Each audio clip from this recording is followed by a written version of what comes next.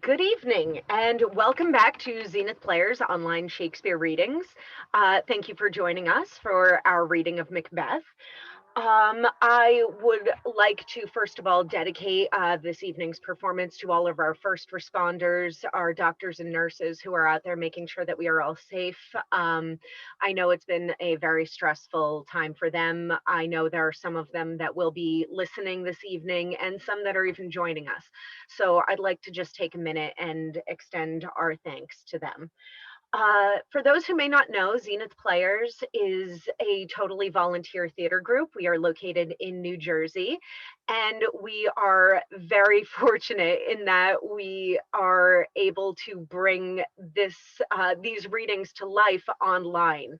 Like many other theater groups, we found ourselves without the ability to rehearse or perform our current show because we are all practicing social distancing and we are all locked down and making sure that we all remain safe.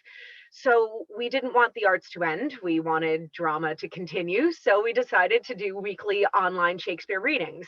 We had no idea that it would take off in the way that it has. And there's been some great response. So in addition to our Shakespeare readings, we are also adding some other kinds of performances. So some things that you'll see coming up are a Shakespeare sonnet slam, and we are going to be doing a Sherlock Holmes series as well. Next weekend, I'm very happy to announce that our next Shakespeare reading will be The Taming of the Shrew. So I hope you join us Saturday evening for that. If you are at all interested in joining us for a reading, or if you're at all interested in our theater company, please email us at casting@zenithplayers.com, or you can even send us a Facebook message. Our tech director will get back to you as soon as possible. I would like to extend a very special thank you and welcome to our own Master Shakespeare. You can find his information at Shakespeare Approves, your friendly neighborhood Shakespeare. He is such a talented individual and he cares so much about keeping the arts alive. It's really important, and please give his page a visit his Patreon. I will post the links in the comments below, and I will also mention it again at the end of the reading. Again, that Shakespeare Approves. Our cast this evening is performing from the comfort of their own homes and the safety of their own homes. They're all volunteers, and I want to thank them with all of my heart because they are just here because they love it and they just want to participate and they want to be a part of just really getting out and relaxing as best we can in this really unpredictable time. Thank you again for joining us, and I will now hand it off to Master Shakespeare.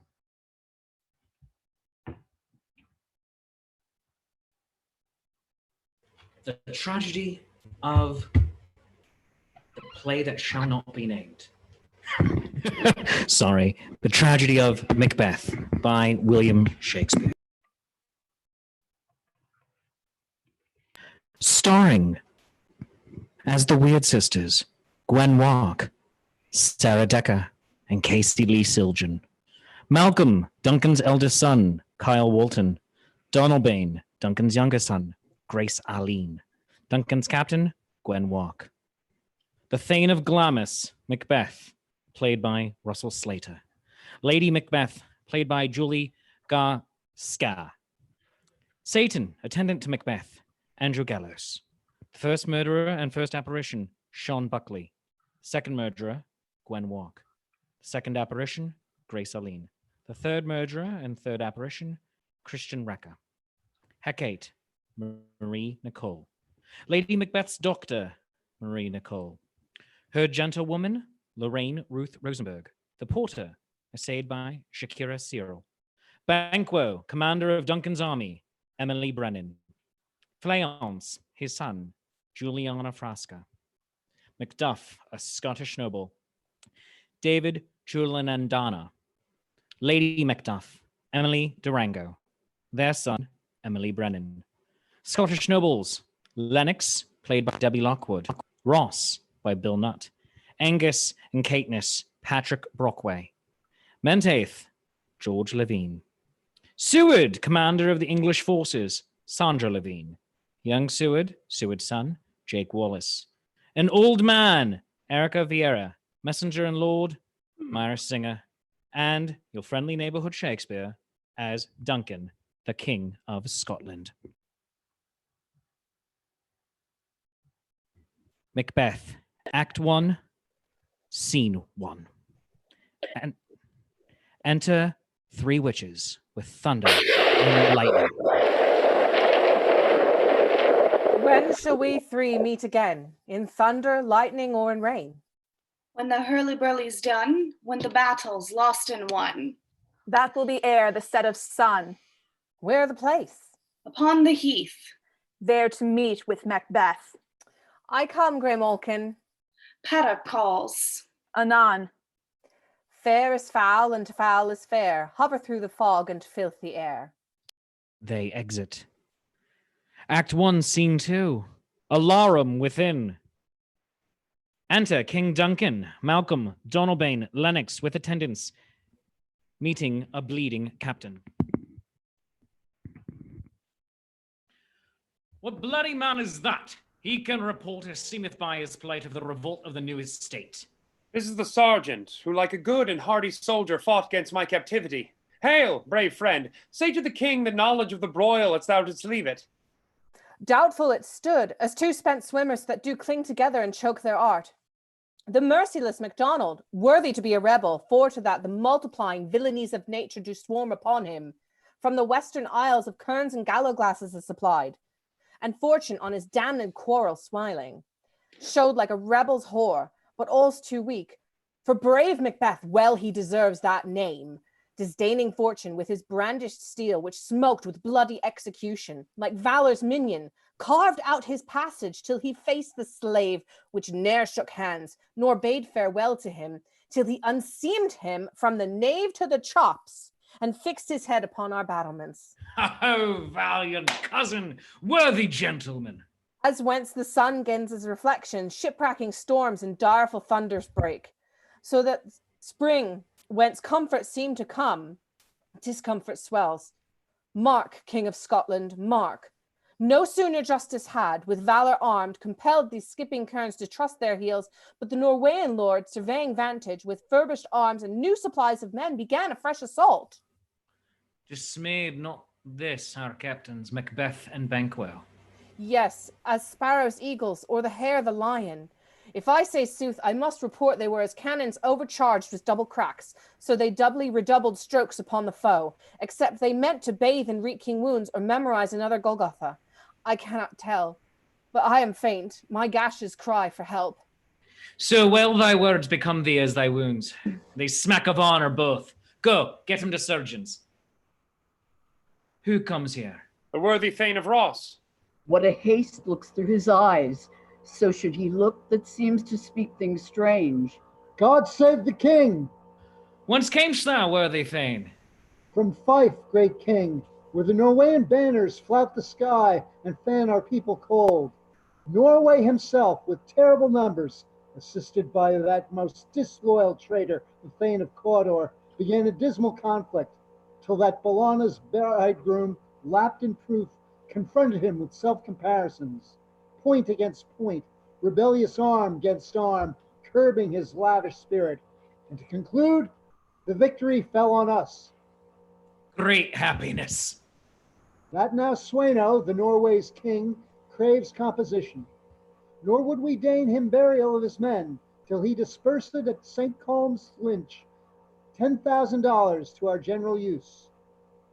No more that Thane of Cawdor shall deceive our bosom interest. Go, pronounce his present death, and, with his former title, greet Macbeth. I'll see it done. What he hath lost, noble Macbeth hath won. They exit. Act 1, Scene 3. Thunder! Enter the witches 3. Where hast thou been, sister? Killing swine. Sister, where thou? A sailor's wife had chestnuts in her lap, and munched and munched and munched. Give me, quoth I. Anoint thee, rich, The rump-fed Runyon cries. Her husband's to Aleppo gone, master of the tiger. But in a sieve I'll sail hither. And like a rat without a tail, I'll do, and I'll do. I'll give thee a wind. Thou'rt kind. And I another. I myself have all the other, and the very ports they blow, all the quarters that they know. In the shipman's card, I'll drain him dry as hay. Sleep shall neither night nor day hang upon his penthouse lid. He shall live a man forbid, weary 7 nights, 9 times 9 shall he dwindle peak and pine. Though his bark cannot be lost, yet it shall be tempest tossed. Look what I have. Show me, show me. Here I have a pilot's thumb racked as homeward he did come. A drum, Macbeth doth come. The weird sisters, hand in hand, posters of the sea and land. Thus do go about, thrice to thine and thrice to mine. And thrice again to make up 9. Peace, the charms wound up. Enter Macbeth and Banquo. So foul and fair a day I have not seen. How far is it called to forests? What are these, so withered and so wild in their attire, that look not like the inhabitants of the earth, and yet are on it? Live you? Or are you aught that man may question? You seem to understand me by each at once her choppy finger laying upon her skinny lips.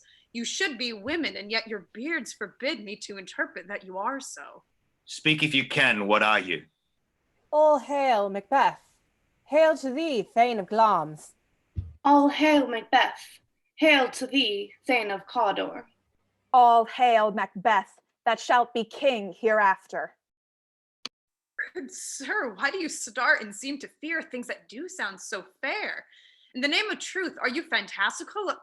Or that indeed, which outwardly you show? My noble partner you greet with present grace and great prediction of noble having and of royal hope, that he seems rapt withal. To me you speak not. If you can look into the seeds of time and say which grain will grow and which will not, speak then to me, who neither beg nor fear your favors nor your hate. Hail! Hail! Hail! Lesser than Macbeth, and greater. Not so happy, yet happier. Thou shalt get kings, though thou be none. So all hail Macbeth and Banquo. Banquo and Macbeth, all hail. Stay, you imperfect speakers, tell me more. By Sinel's death I know I am Thane of Glamis, but how of Cawdor? The Thane of Cawdor lives, a prosperous gentleman, and to be king stands not within the prospect of belief, no more than to be Cawdor. Say from whence you owe this strange intelligence, or why upon this blasted heath you stop our way with such pathetic greeting. Speak, I charge you. The earth hath bubbles as the water has, and these are of them. Whither are they vanished? Into the air. And what seemed corporal melted as breath into the wind. Would they had stayed. Were such things here as we do speak about? Or have we eaten on the insane root that takes the reason prisoner? Your children shall be kings. You shall be king. And Thane of Cawdor too, were it not so? To the self-same tune and words. Who's here? To Ross and Angus.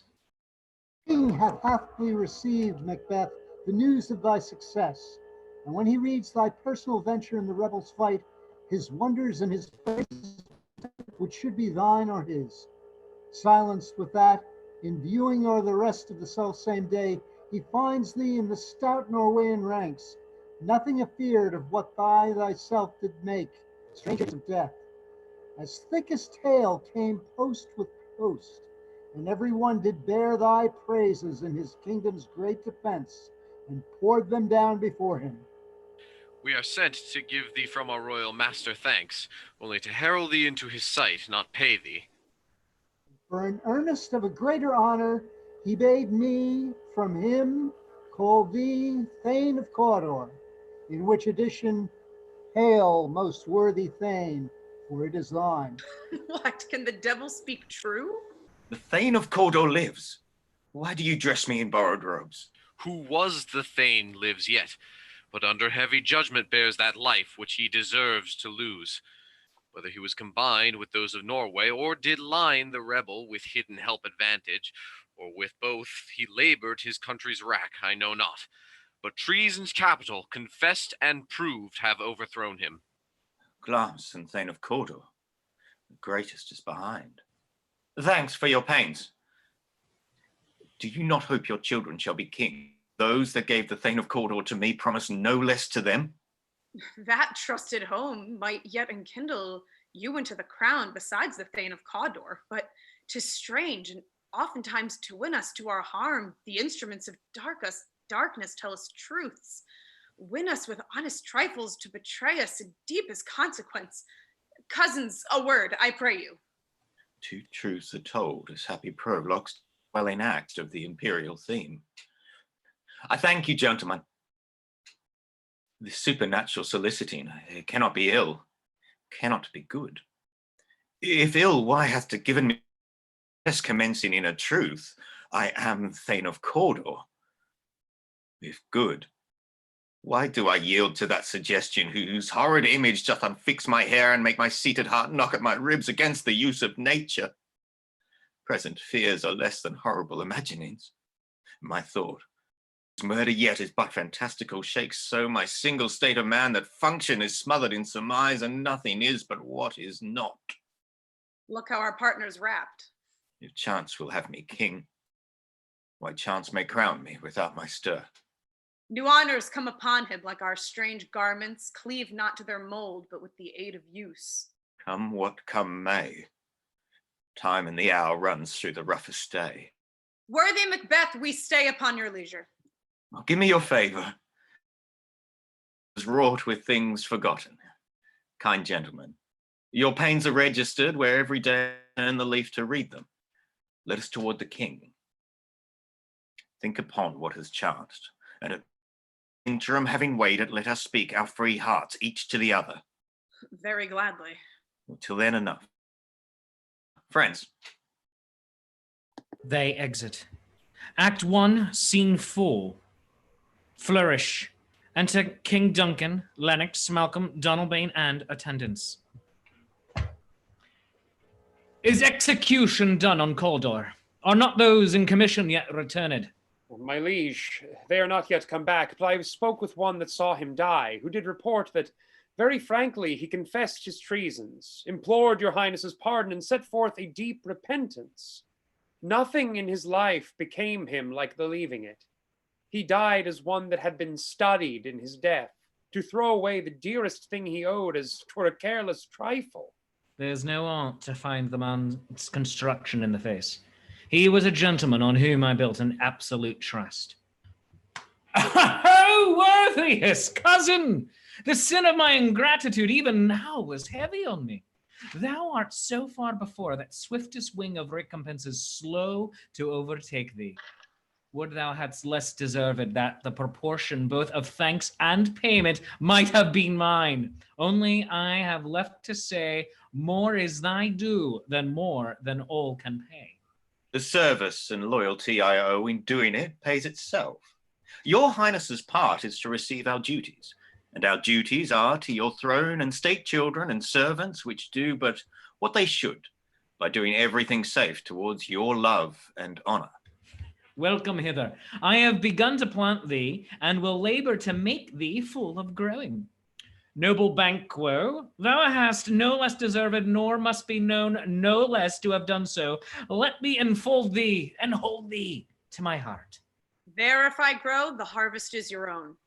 My plenteous joys, wanton in fullness, seek to hide themselves in drops of sorrow. Sons, kinsmen, thanes, and you whose places are the nearest, know we will establish our estate upon our eldest, Malcolm, whom we name hereafter the Prince of Cumberland, which honor must not be unaccompanied, invest him only, but signs of nobleness like stars shall shine on all deservers. From hence to Inverness, and bind us further to you. The rest is labor which is not used for you. I'll be myself the harbinger, and make joyful the hearing of my wife with your approach. So humbly take my leave. My worthy Cawdor. The Prince of Cumberland. That is a step on which I must fall down or else overleap, for in my way it lies. Stars, hide your fires. Let light not see my black and deep desires. The eye wink at the hand, yet let that be which the eye fears when it is done to see. True worthy Banquo. He is full, so valiant, and his commendations I am fed. It is a banquet to me. Let's after him, whose care is gone before to bid us welcome, and is a peerless kinsman. Flourish. They exit. Act 1, Scene 5. Enter Macbeth's wife, alone with a letter. They met me in the day of success, and I have learned by the perfect's report they have more in them than mortal knowledge. When I burned in desire to question them further, they made themselves air into which they vanished. Whiles I stood wrapped in the wonder of it, came massives from the king, who all hailed me Thane of Cawdor, by which title before these weird sisters saluted me and referred me to the coming on of time with "Hail, King that shall be." This have I thought good to deliver thee, my dearest partner of greatness, that thou mightst not lose the dues of rejoicing by being ignorant of what greatness is promised thee. Lay it to thy heart and farewell. Glamis thou art, and Cawdor, and shalt be what thou art promised. Yet do I fear thy nature. It is too full of the milk of human kindness to catch the nearest way. Thou wouldst be great, art not without ambition, but without the illness should attend it. What thou wouldst highly, that wouldst thou holily, wouldst not play false, and yet wouldst wrongly win. Thou'dst have great Glamis, that which cries, thus thou must do if thou have it, and that which rather thou dost fear to do, than wishest should be undone. Hie thee hither, that I may pour my spirits in thine ear, and chastise with the valor of my tongue all that impedes thee from the golden round, which fate and metaphysical aid doth seem to have thee crowned withal. Enter the messenger. The king comes here tonight. Thou'rt mad to say it. Is not thy master with him, who, were it so, would have informed for preparation? So please you, it is true. Our Thane is coming. One of my fellows had the speed of him, who, almost dead for breath, had scarcely more than would make up his message. Give him tending. He brings great news. The raven himself is hoarse that croaks the fatal entrance of Duncan under my battlements. Come, you spirits that tend on mortal thoughts, unsex me here and fill me from the crown to the toe, tupful of direst cruelty. Make thick my blood, stop up the excess and passage to remorse, that no compunctions, visitings of nature shake my fell purpose, nor keep peace between the affectionate. Come to my women's breasts and take my milk for gall, your murdering ministers, wherever in your sightless substance you wait on nature's mischief. Come, thick night, and pall thee in the dunnest smoke of hell, that my keen knife see not the wound it makes, nor heaven peep through the blanket of the dark to cry, hold, hold! Enter Macbeth. Great Glamis, worthy Cawdor, greater than both by the all here hail hereafter. Thy letters have transported me beyond this ignorant present, and I feel now the future in the instance. My dearest love, Duncan comes here tonight. And when goes hence? Tomorrow, as he purposes. Oh, never shall sun that morrow see. Your face, my Thane, is as a book where men may read strange matters, to beguile the time, look like the time, bear welcome in your eye, your hand, your tongue, look like the innocent flower, but be the serpent under it. He that's coming must be provided for, and you shall put this night's great business into my dispatch, which shall to all our nights and days to come give solely sovereign sway and masterdom. We will speak further. Only look up clear. To alter favor ever is to fear. Leave all the rest to me. They exit. Act 1, Scene 6. Hot boys and torches. Enter King Duncan, Malcolm, Donalbain, Banquo, Lennox, Macduff, Ross, Angus, and attendant. The castle hath a pleasant seat. The air nimbly and sweetly recommends itself unto our gentle senses. This guest of summer, the temple-haunting martlet does approve by his loved mansionry that the heaven's breath smells wooingly here. No jutty, frieze, buttress, nor quan of vantage, but this bird hath made his pendant bed and procreate cradle. Where they most breed and haunt, I have observed, the air is delicate. Enter Lady Macbeth. See our honored hostess. The love that follows us sometimes is our trouble, which still we thank as love. Herein I teach you how you shall bid God ild us for your pains, and thank us for your trouble. All our service in every point twice done and then done double, were poor and single business to contend against those honors deep and broad, wherewith your majesty loads our house. For those of old and the late dignities heaped up to them, we rest your hermits. Where's the Thane of Cawdor? We coursed him at the hills and had a purpose to be his purveyor.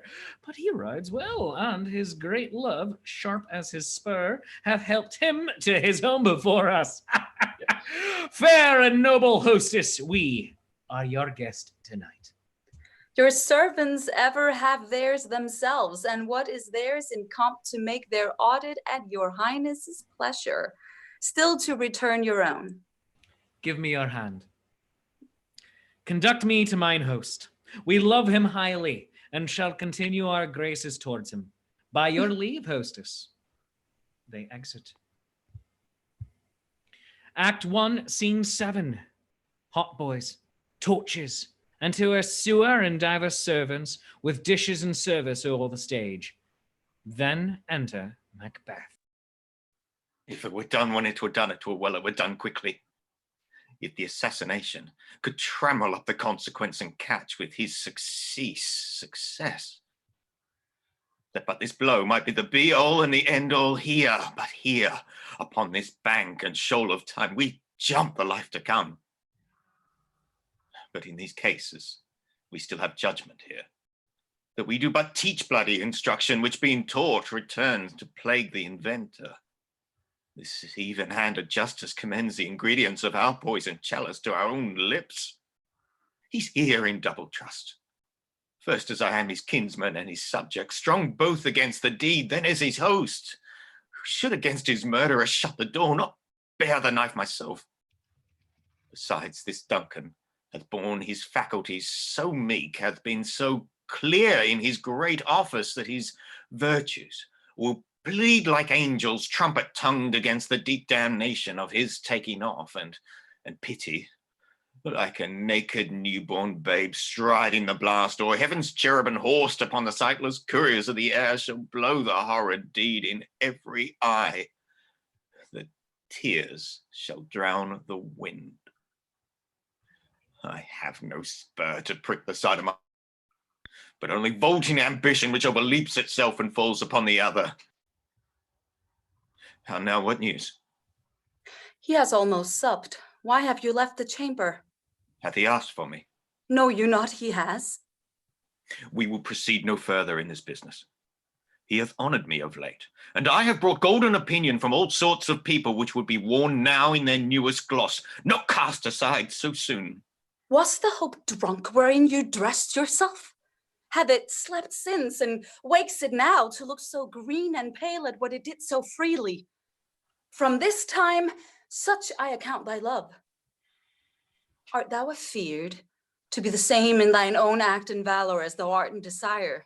Wouldst thou have that which thou esteemest the ornament of life, and live a coward in thine own esteem, letting I dare not wait upon I would like the poor catty the adage? Prithee, peace!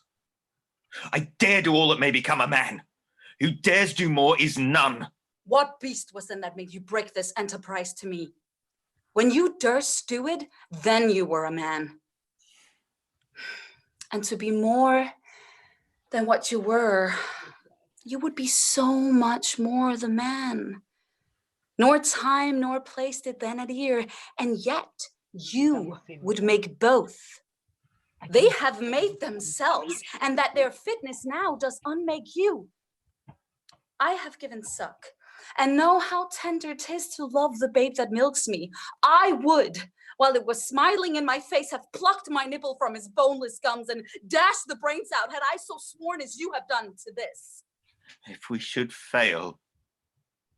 We fail? But screw your courage to this sticking place and will not fail.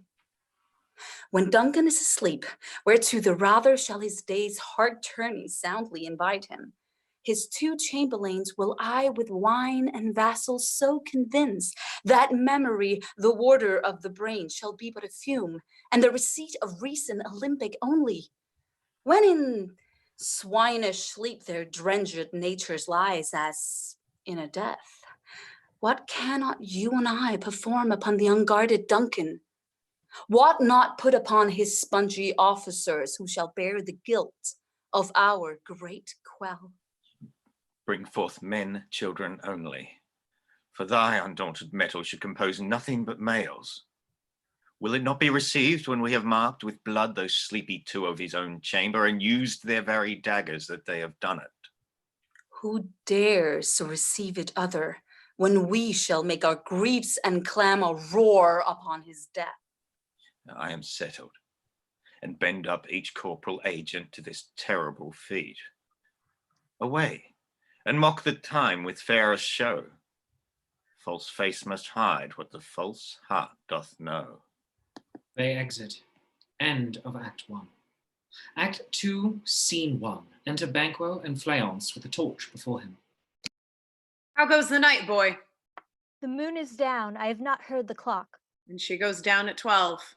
I take it 'tis later, sir. Hold, take my sword. There's husbandry in heaven. Their candles are all out. Take thee that too. A heavy summons lies like lead upon me, and yet I would not sleep. Merciful powers restrain me in the cursed thoughts that nature gives way to in repose. Give me my sword. Who's there? A friend. What, sir, not yet at rest? The king's abed. He hath been an unusual pleasure, and sent forth great largesse to your offices. This diamond he greets your wife withal, by the name of most kind hostess, and shut up in measureless content. Unprepared, our will became the servant to defect, which else would free have wrought. All's well. I dreamt last night of the 3 weird sisters. To you they have showed some truth. I think not of them.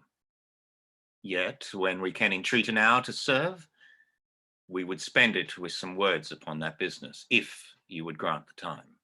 At your kindest leisure. If you cleave to my consent when 'tis, it shall make honor for you. So I lose none in seeking to augment it, but still keep my bosom franchise and allegiance clear. I shall be counseled. A good repose the while. Thanks, sir. The like to you. Banquo and Fleance exit. Go bid thy mistress, when my drink is ready, to strike upon the bell, and get thee to bed. Servant exits. Is that a dagger I see before me? The handle toward my hand? Come, let me clutch thee. I have thee not, and yet I see thee still. Art thou not fatal vision sensible to fear sight? Or art thou but a dagger of the mind, a false creation proceeding from the heat oppressed brain? I see thee still, in form as palpable as this which now I draw. Thou marshalest me the way that I was, and such an instrument I was to use. Mine eyes are made the fools of other senses, or else worth all the rest. I see thee still, and on thy blade and dungeon gout, which was not so before. There's no such thing.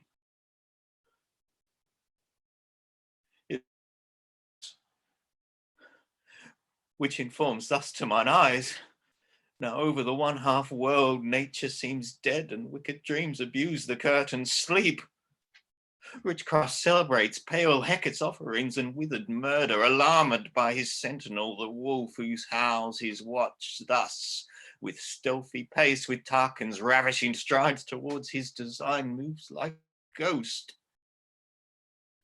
Thou sure and firm set earth, hear not my steps which way they walk, for fear the very stones prate of my wearer from the time which now suits it. Whilst I threat, he lives. Words to the heat of deed too cold breath gives. A bell rings.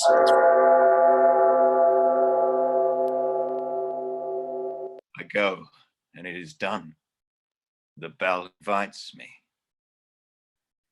Hear it not, Duncan, for it is a knell that summons thee to heaven or to hell. He exits. Act 2, Scene 2. Enter Lady Macbeth. That which hath made them drunk hath made me bold. What hath quenched them hath given me fire. Hark! Peace. It was the owl that shrieked the fatal bellman, which gives the sternest good night. He is about it. The doors are open, and the surfeited grooms do mock their charge with snores. I have drugged their possets, that death and nature do contend about them, whether they live or die. There! What hope? Alack, I am afraid they have awaked, and 'tis not done. The attempt and not the deed confounds us. Hark! I laid their daggers ready. He could not miss 'em. He had not resembled had he not resembled my father as he slept, I had done it. Enter Macbeth with bloody daggers. My husband? Didst thou not hear a noise? I heard the owl scream and the crickets cry. Did you not speak? When? Now. As I descended. I. Hark! Who lies in the second chamber? Donald Bain. Oh, this is a sorry sight. A foolish thought to say a sorry sight. As one did laugh in his sleep, and one cried murder, that they did wake each other. I stood and heard them, but they did say their prayers and address themselves again to sleep. There are two lodged together. One cried, God bless us, and amen. The others, as they seen me with these hangman's hands. To their fear I could not say amen when they did say, God bless us. Consider it not so deeply. Wherefore could I not pronounce amen? I had most need of blessing, and amen stuck in my throat. These deeds must not be thought after these ways, so it will make us mad. Thoughts I heard a voice cry, sleep no more. Macbeth, does murder sleep?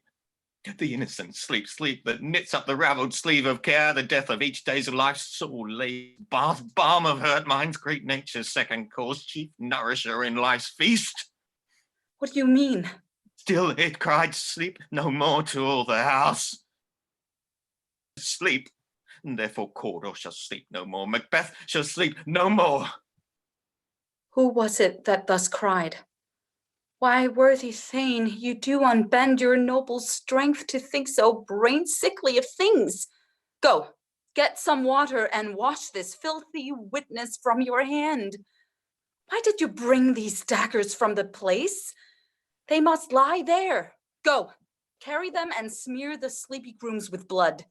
Go no more. I am afraid to think on what I have done. Look upon it again, I dare not. Infirm of purpose. Give me the daggers. The sleeping and the dead are but as pictures. 'Tis the eye of childhood that fears a painted devil. If he do bleed, I'll gilt the faces of the grooms withal, for it must seem their guilt. She exits with the daggers. Knock within. Whence is that knocking? How is it with me when every noise appalls me? Oh, what hands are here?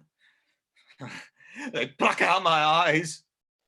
Will all great ocean, Neptune's ocean, wash this blood clean from my hand? No. This my hand were rather the multitudinous seizing cardadine, making the green runs red. Enter Lady Macbeth. My hands are of your color, but I shame to wear a heart so white. I hear a knocking at the south entry. Retire we to our chamber.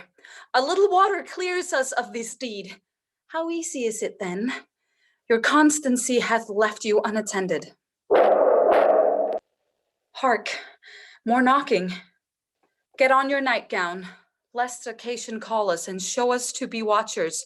Be not lost so poorly in your thoughts. To know my deeds were best not know myself. Wait, Duncan, with thy knocking! I would thou couldst. They exit.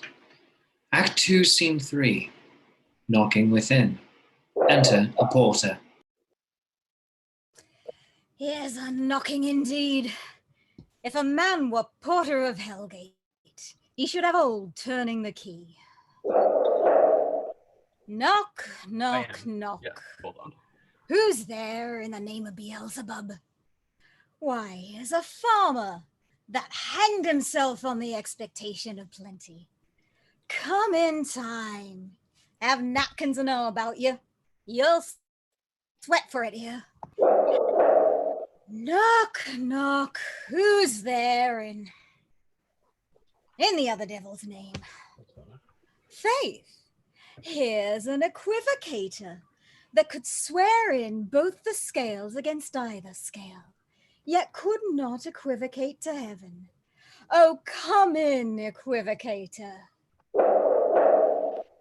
Knock, knock, knock. Who's there? Faith. Here's an English tailor, come hither for stealing out of a French hose. Come in, tailor.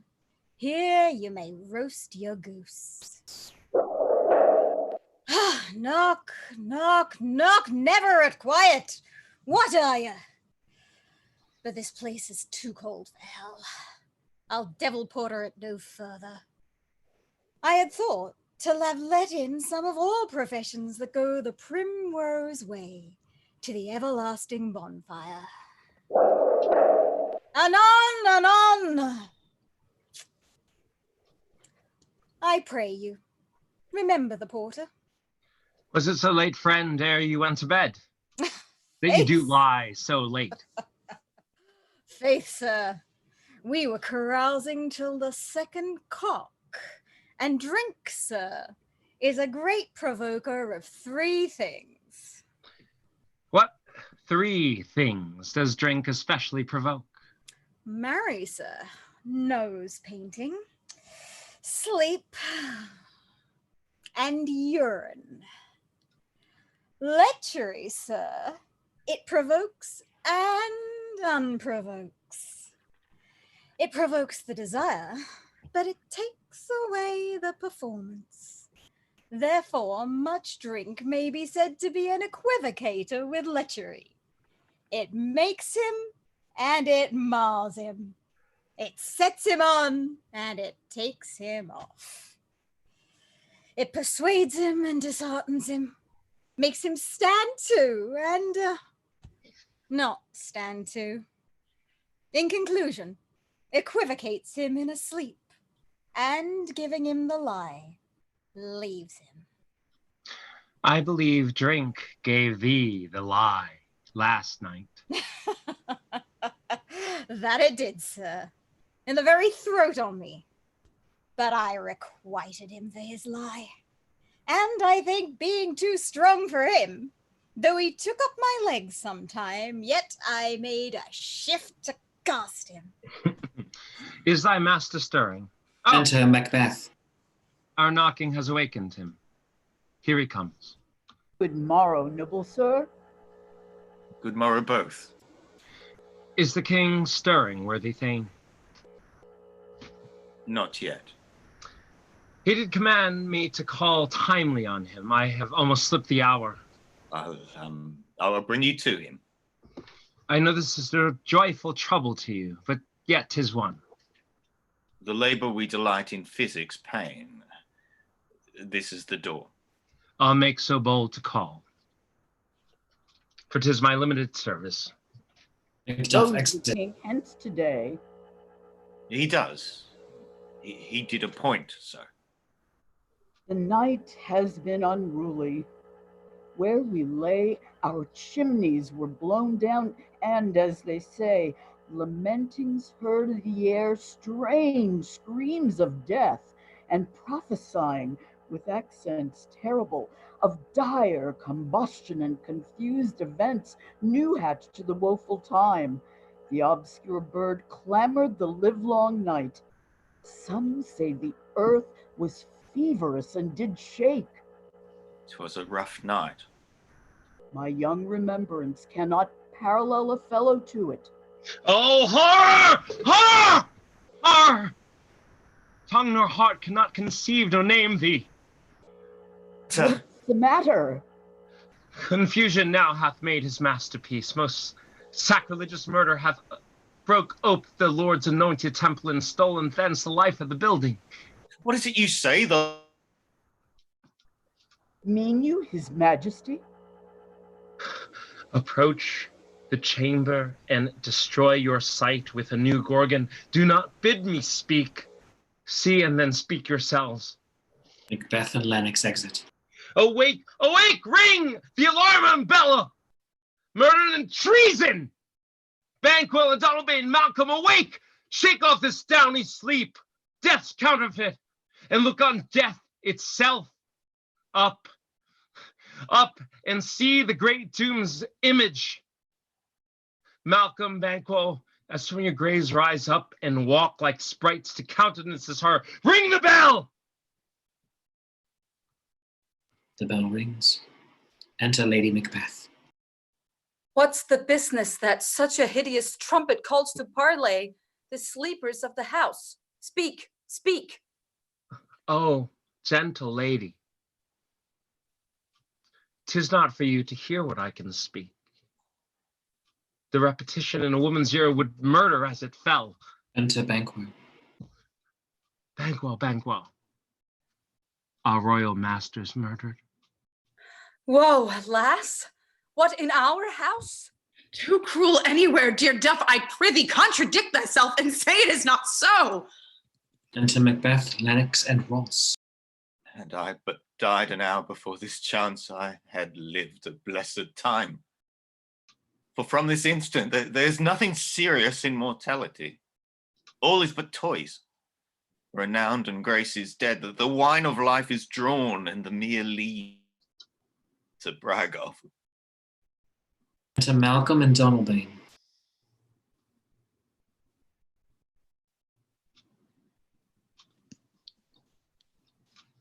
What is amiss? You are, and do not know it. The spring, the head, the fountain of your blood is stopped. The very source of it is stopped. Your royal father's murdered. Oh, by whom?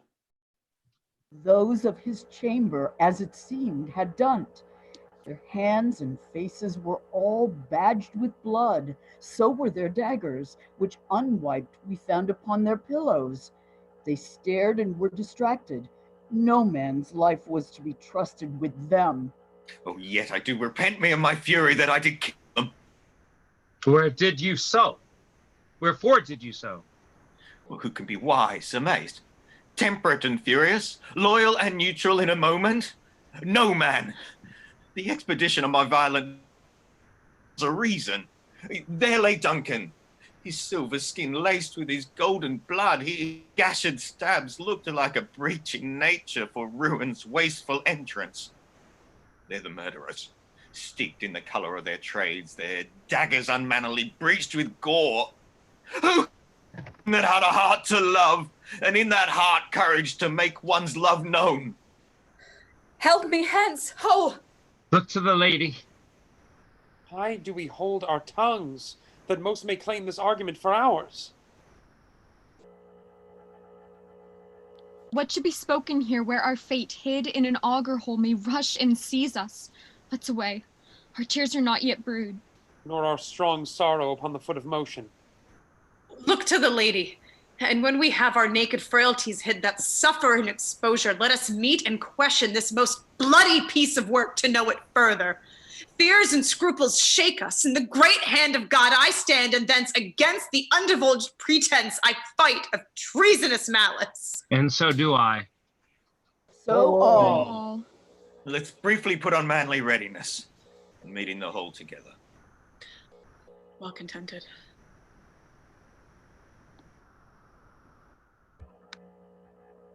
What will you do? Let's not consort with them. To show an unfelt sorrow is an office which the false man does easy. I'll to England. To Ireland I. Our separated fortune shall keep us both the safer.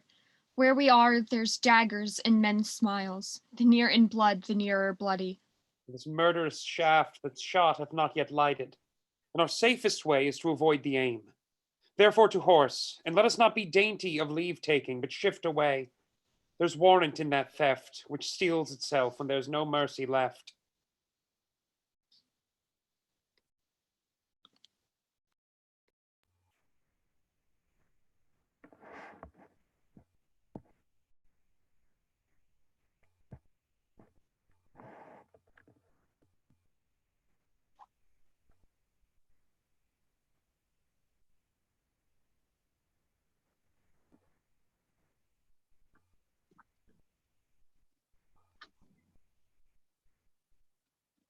Threescore and 10 I can remember well, within the volume of which time I have seen hours dreadful and things strange, but this sore night hath trifled former knowings. Ah, good father, thou seest the heavens, as troubled with man's act, threatens his bloody stage. By the clock 'tis day, and yet dark night strangles the traveling lamp, and it's tonight's predominance, for the day's shame that darkness doth the face of earth and tomb, when living light should kiss it? 'Tis unnatural, even like the deed that's done. On Tuesday last, a falcon towering in her pride of place was by a mousing owl hawked at and killed. And Duncan's horses, a thing most strange and certain, beauties and swift, the minions of their race, turned wild in nature, broke their stalls, flung out, contending against obedience, as they would make war with mankind.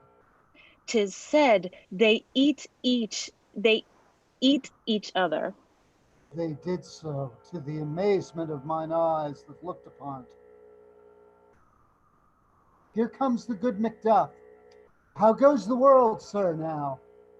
Why? See you not? Is known who did this more than bloody deed? Those that Macbeth has slain. Alas, the day. What good could they pretend? They were suborned, Malcolm and Donalbain. The king's 2 sons are stolen away and fled, which put upon them suspicion of the deed.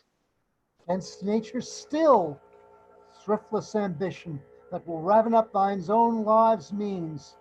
Then 'tis most like the sovereignty will fall upon Macbeth. He is already named and gone to Scone to be invested. Where is Duncan's body? Carried to Comskill, the sacred storehouse of his predecessors and guardian of their bones. Will you to Scone? No, cousin, I'll to Fife. Well, I will thither. Well, may you see things well done there. Adieu, lest our old robes sit easier than our new. Farewell, father. God's benison go with you and with those that would make good of bad and friends of foes. All exit. End of Act 2. Act 3, Scene 1. Enter Banquo. Thou hast it now, King, Cawdor, Glamis, all as the weird sisters promise, and I fear thou playedst most foully for it. Yet it was said it should not stand in thy posterity, but that myself should be the root and father of many kings. If there come truth from them, as upon thee, Macbeth, their speeches shine, why, by the verities on thee made good, May they not be my oracles as well and set me up in hope? But hush, no more. Senate sounded. Enter Macbeth as king. Lady Macbeth, Lennox, Ross, lords, and attendants. Here's our chief guest. If he had been forgotten, it had been as a gap in our great feast and all thing unbecoming. Tonight we hold a solemn supper, sir, and I'll request your presence. Let your highness command upon me, to the which my duties are with the most dissoluble tie forever knit. Ride you this afternoon? Aye, my good lord. We should have else desired your good advice, which still hath been both grave and prosperous in this day's council. But we'll take tomorrow. Is it far you ride? As far, my lord, as will fill up the time twixt this and supper. Go not my horse the better, I must become a borrower of the night for a dark hour or twain. Fail not our feast. My lord, I will not. We hear our bloody cousins are bestowed in England and in Ireland, not confessing their cruel parricide, feeling their hero strange invention. But of that tomorrow, when therewithal we shall have cause of state craving us jointly. Hie you to horse, adieu, till you return at night. Ghost fleance with you. Aye, my good lord, our time does call upon us. I wish your horses swift and sure of foot, and so commend you to their backs. Farewell. Banquo exits. Let every man be master of his time till 7 at night. To make society the sweeter welcome, we will keep ourselves till supper time alone. Why then, God be with you. The lords and all but Macbeth and a servant exit. Sirrah, a word with you. Attend those men, our... They are, my lord, without the palace gate. Bring them before us. Servant exits. Thus is nothing, but to be safely thus. Our fear in Banquo sticks deep, and in his royalty that which would be feared. 'Tis much he dares, and to the dauntless temper of his mind he hath the wisdom that doth guide his valour to act in safety. There is none but he whose being I hear, and under him my genius is rebuked, as it was said Mark Antony's was by Caesar. He chid the sisters when first they put the name of king upon me, and bade them, then prophet-like they hailed him father to a line of kings. Upon my head they placed a fruitless crown, thence to be wrenched with an unlineal son of mine succeeding. If it be so, for Banquo's issue have I fouled my mind. For them, the gracious Duncan, have I murdered, put rancors in the vessel of my peace, only for them. And my eternal jewel given to the common enemy of man to make them kings, the seeds of Banquo kings. Rather than so come fate into the list and champion me to the utterance. Who's there? Enter servant and 2 murderers. Now go to the door and stay there till we call. Servant exits. Was it not yesterday we spoke together? It was, so please your highness. Well, now, have you considered of my speeches? Know that it was he in times past which held you so under fortune, which you thought had been our innocent self. So I made good to you in our last conference, passed in probation with you how you were born in hand, how crossed the instruments who wrought with them, and all things else that might to half a soul and to a notion crazed say thus did Banquo. You made it known to us. I did so, and went further, which is now our point of second meeting. Do you find your patience so predominant in your nature that you can let this go? Are you so gospelled to pray for this good man and his issue, whose heavy hand had bowed you to the grave and beggared yours forever? We are men, my liege. Aye, in the catalogue you go for men. As hounds and greyhounds, mongrels, spaniels, curs, sloughs, water rugs, and demi-wolves are clept by the name of dog. But the valued file distinguishes the swift, the slow, the subtle, the housekeeper, the hunter, and every one according to the gift which bounteous nature hath in him closed. Thereby he does receive particular addition from the bill that writes them all alike. And so of men. Now, if you have a station in the file not in the worst rank of manhood, say it! And I will put that business in your bosoms whose execution takes your enemy off, grapples you to the heart and love of us who wear our health but sickly in his life, which in his death were perfect. I am one, my liege, whom the vile blows and buffets of the world hath so incensed that I am reckless what I do to spite the world. And I another so weary with disasters, tugged with fortune, that I would set my life on any chance to mend it or be rid on it. Both of you know Banquo was your enemy. True, my lord. So is he mine. And in such bloody distance that every minute of his being thrusts against the nearest of life. And though I could, with barefaced power, sweep him from my sight and bid my will avouch it, yet I must not, for certain friends that are both his and mine, whose love I may not drop but wail, who I myself struck down.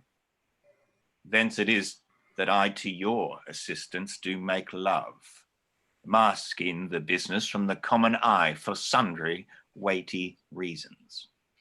We shall, my lord, perform what you command us. Though our lives... Your spirits shine through you. Within this hour, at most, I will advise you where to plant yourselves, acquaint you with the perfect spy of the time, for the moment on it. For it must be done tonight, and something from the palace always thought that I require a clearness, and from and with him to leave no rubs nor blotches in the work. Fleance, his son that keeps him company, whose absence is no less material to me than his father's, must embrace the fate of that dark hour. Resolve yourselves apart, I'll come to you anon. We are resolved, my lord. I'll call upon you straight, abide within. The murderers exit. It is concluded, Banquo. Thy soul's flight, if it find heaven, must find it out tonight. He exits. Act 3, Scene 2. Enter Macbeth's lady and a servant. Is Banquo gone from court? Aye, madam, but returns again tonight. Say to the king I would attend his leisure for a few words. Madam, I will. Naught's had, all spend, where our desire is got without contend. 'Tis safer to be that which we destroy than by destruction dwell in doubtful joy. How now, my lord? Why do you keep alone? Of sorriest fancies your companions making, using those thoughts which should indeed have died with them they think on. Things without all remedy should be without regard. What's done is done. We have scorched the snake, not killed it. She'll close and be herself while our poor malice remains in danger of our former teeth. But let the frame of things disjoint, both the worlds suffer ere we eat our meal in fear and sleep in the affliction of these terrible dreams that shake us nightly. Better to be with the dead, whom we to gain our peace have sent to peace, than on the torture of the mind to lie in restless ecstasy. Duncan is in his grave. After life's fitful fever, he sleeps well. Treason has done his worst, nor steel, nor poison, malice, domestic, foreign living, nothing can touch him further. Come on, gentle, my lord. Sleek o'er your rugged looks. Be bright and jovial among your guests tonight. So shall I, love. And so I pray be you. Present him let your remembrance apply to Banquo. Present him eminence, both with eye and tongue. Unsafe the while we must lave our honours in these flattering streams and make our faces vizards to our heart, disguising what they are. You must leave this. How full of scorpions is my mind, dear wife. Thou knowest that Banquo and his fleance lives. But in them nature's copies not etern. There's comfort yet. They are assailable. Then be thou jocund. Ere the bat hath flown his cloistered flight, ere to black Hecate summons the shard-born beetle with his drowsy hums have yawning peal, there shall be done a deed of dreadful note. What's to be done? Be innocent of the knowledge, dearest Chuck, till thou applaud the deed. Come, sealing night, scarf up the tender eye of pitiful day, and with thy bloody and invisible hand counsel, and tear to pieces that great bond which keeps me pale. Like this, and the crow makes wing to the rooky wood, good things of day begin to droop and drowse, while night's to their praise do rouse. Thou marvellest at my words, but hold thee still. Things bad begun make strong themselves by ill. So prithee go with me. They exit. Act 3, Scene 3. Enter 3 murderers. But who did bid thee come with us? Macbeth? He needs not our mistrust, since he delivers our officers and what we have to do to the direction just. Then stand with us. The west yet glimmers with some streaks of day. Now spurs the lated traveller apace to gain the timely inn, and near approaches the subject of our watch. Hark! I hear horses! Give us a light there, ho! Then 'tis he. The rest that are within the note of expectation already are in the court. His horses go about. Almost a mile. But he does usually, so all men do. From hence to the palace gate make it their walk. A light! A light! 'Tis he! I'll stand to it. It will be rain tonight. Let it come down. Oh, treachery! Fly, good Fleance, fly! Fly! Thou mayest revenge, oh slave. He dies. Fleance exits. Who did strike out the light? Was it not the way? There's but one down. The sun is fled. We have lost best half of our affair. Well, let's away and say how much is done. They exit. Act 3, Scene 4. Banquet prepared. Enter Macbeth, Lady Macbeth, Ross, Lennox, lords, and attendants. You know your own degrees. Sit down. At first and last, hearty welcome. Thanks to your majesty. With society and play the humble host. Our hostess keeps her state, but in best time will require her welcome. Pronounce it for me, sir, to all our friends, for my heart speaks they are welcome. See, here with her heart's thanks. Both sides are even. I will sit in the midst. Be large in mirth. Anon we'll drink and measure the table round. There's blood upon thy face. 'Tis Banquo's then. Better thee without than he within. Is he dispatched? My lord, his throat is cut. That I did for him. Thou art the best of the cut-throats. Yet he's good that did the like for Fleance. If thou didst that, thou art the non-parial. Most royal sir, Fleance is scaped. Then comes my fit again. That hast been perfect. Whole as marble, founded as the rock, as broad and general as a casing air. But now I am cabined, cribbed, confined, bound into saucy doubts and fears. But Banquo's safe. Aye, my good lord, safe in a ditch he bides, with 20 trenched gashes on his head, the least a death to nature. Thanks for that. There the grown serpent lies. The worm that's fled hath nature that in time will venom breed, but no teeth for the present. Get thee gone. Tomorrow we'll hear ourselves again. The murderer exits. My royal lord, you do not give the cheer. The feast is sold that is not often vouched, while 'tis a making, 'tis given with welcome. To feed were best at home, from thence the sauce to meat is ceremony. Meeting were bare without it. Sweet remembrance.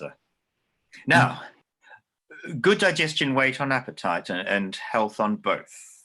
May it please your highness, sit.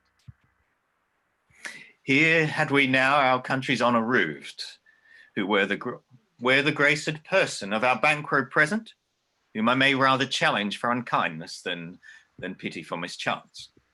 His absence, sir, lays blame upon his promise. Please, to your highness, to grace us with your royal company. The table's full. Here is a place reserved, sir. Where? Here, my good lord. What is that moves your highness? Which of you have done this? What, my good lord? Thou canst not say I did it. Never shake thy gory locks at me. Gentlemen, rise. His highness is not well. Sit, worthy friends. My lord is often thus and hath been from his youth. Pray you, keep seat. The fit is momentary. Upon a thought he will again be well. If much you note him, you shall offend him and extend his passion. Feed and regard him not. Are you a man? Aye, and a bold one that dare look upon that which might appall the devil. Oh, proper stuff. This is the very painting of your fear. This is the air-drawn dagger which you said led you to Duncan. Oh, these floss and starts imposters to true fear would well become a woman's story at a winter's fire, authorized by her grandam. Shame itself. Why do you make such faces when all's done? You look but on a stool. Prithee, see there, huh? Look. Lo, how say you? Why, if thou canst not speak too, if carnal houses in our graves must send those we bury back, our monuments shall be the moors of kites. What quite unmanned in folly? If I stand there, I saw him. Fie for shame. Blood has been shed ere now. In the olden time, ere human statute purged the gentle wheel, aye, and since 2 murders have been performed, too terrible for the ear. The time had been that when the brains were out, the man would die, and then an end. But now they rise again with 20 mortal murders on their crowns and push us from our stools. This is more strange than such a murder is. My worthy lord, your noble friends do lack you.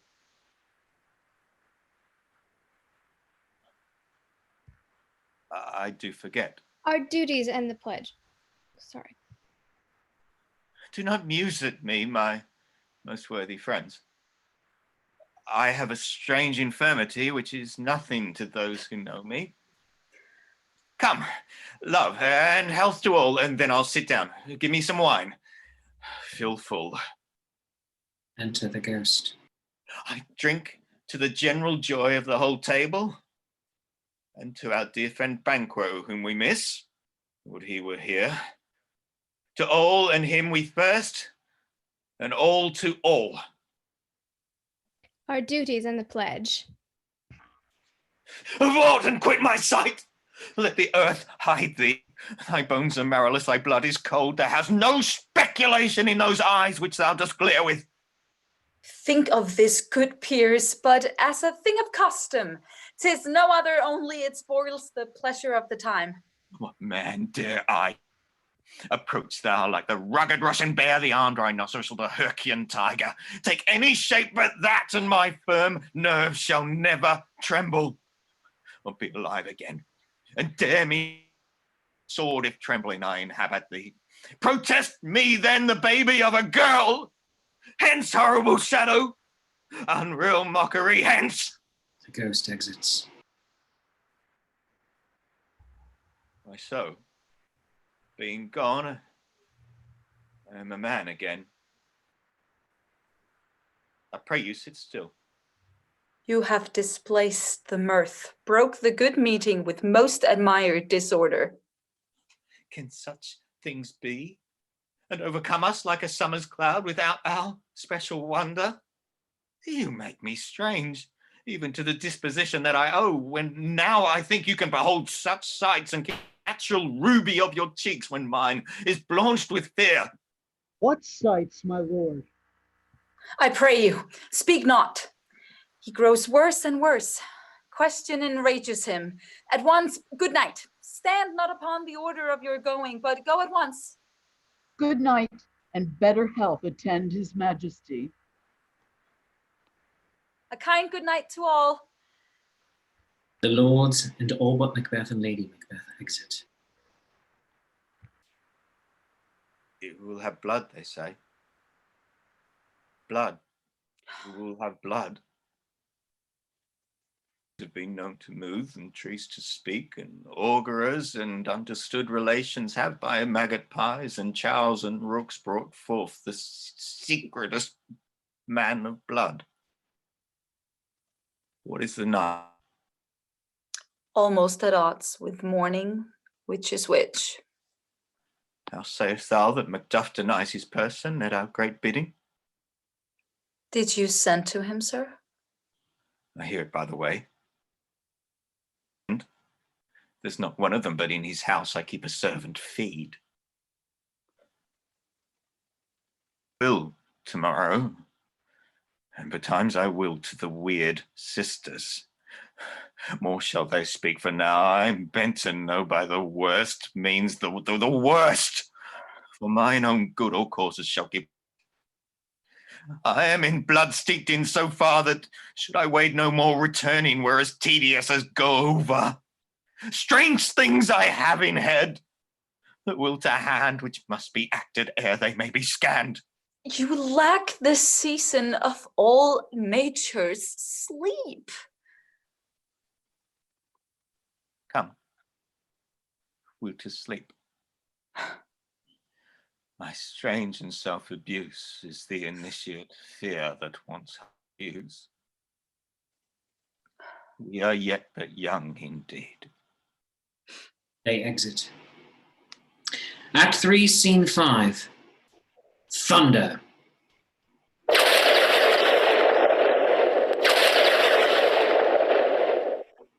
Enter the witches, meeting Hecate. Why, how now, Hecate? You look angrily. Have I not reason, bedlams as you are, saucy and overbold? How did you dare to trade and traffic with Macbeth in riddles and affairs of death? And I, the mistress of your charms, the close contriver of all harms, was never called to bear my part, or show the glory of our art? And which is worse, all you have done hath been but for a wayward son, spiteful and wrathful, who, as others do, loves for his own ends, not for you. But make amends now. Get you gone, and at the pit of Archeron meet me in the morning. Thither he will come to know his own destiny. Your vessels and your spells provide, your charms and everything beside. I am for the air. This night I'll spend unto a dismal and fatal end. Great business must be wrought ere noon. Upon the corner of the moon there hangs a vaporous drop profound. I'll catch it ere it come to ground, and that, distilled by magic sleights, shall raise such artificial sprites as by the strength of their illusion shall draw him on to his confusion. He shall spurn fate, scorn death, and bear his hopes above wisdom, grace, and fear. And you all know, security is mortal's chiefest enemy. Hark! I am called. My little spirit, see, sits in a foggy cloud and stays for me. Exit Hecate. Come, let's make haste. She'll soon be back again. They exit. Act 3, Scene 6. Enter Lennox and another lord. My former speeches have but hit your thoughts, which can interpret farther. Only I say things have been strangely born. The gracious Duncan was pitied of Macbeth. Marry, he was dead. And the right valiant Banquo walked too late, whom you may say, if please you, Fleance killed, for Fleance fled.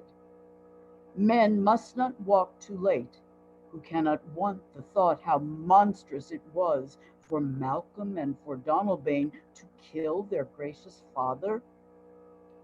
Damned fact, how it did grieve Macbeth. Did he not straight in pious rage the two delinquents tear that were the slaves of drink and thralls of sleep? Was not that nobly done? Aye, and wisely too, for 'twould have angered any heart alive to hear the men denied. So that I say he has borne all things well.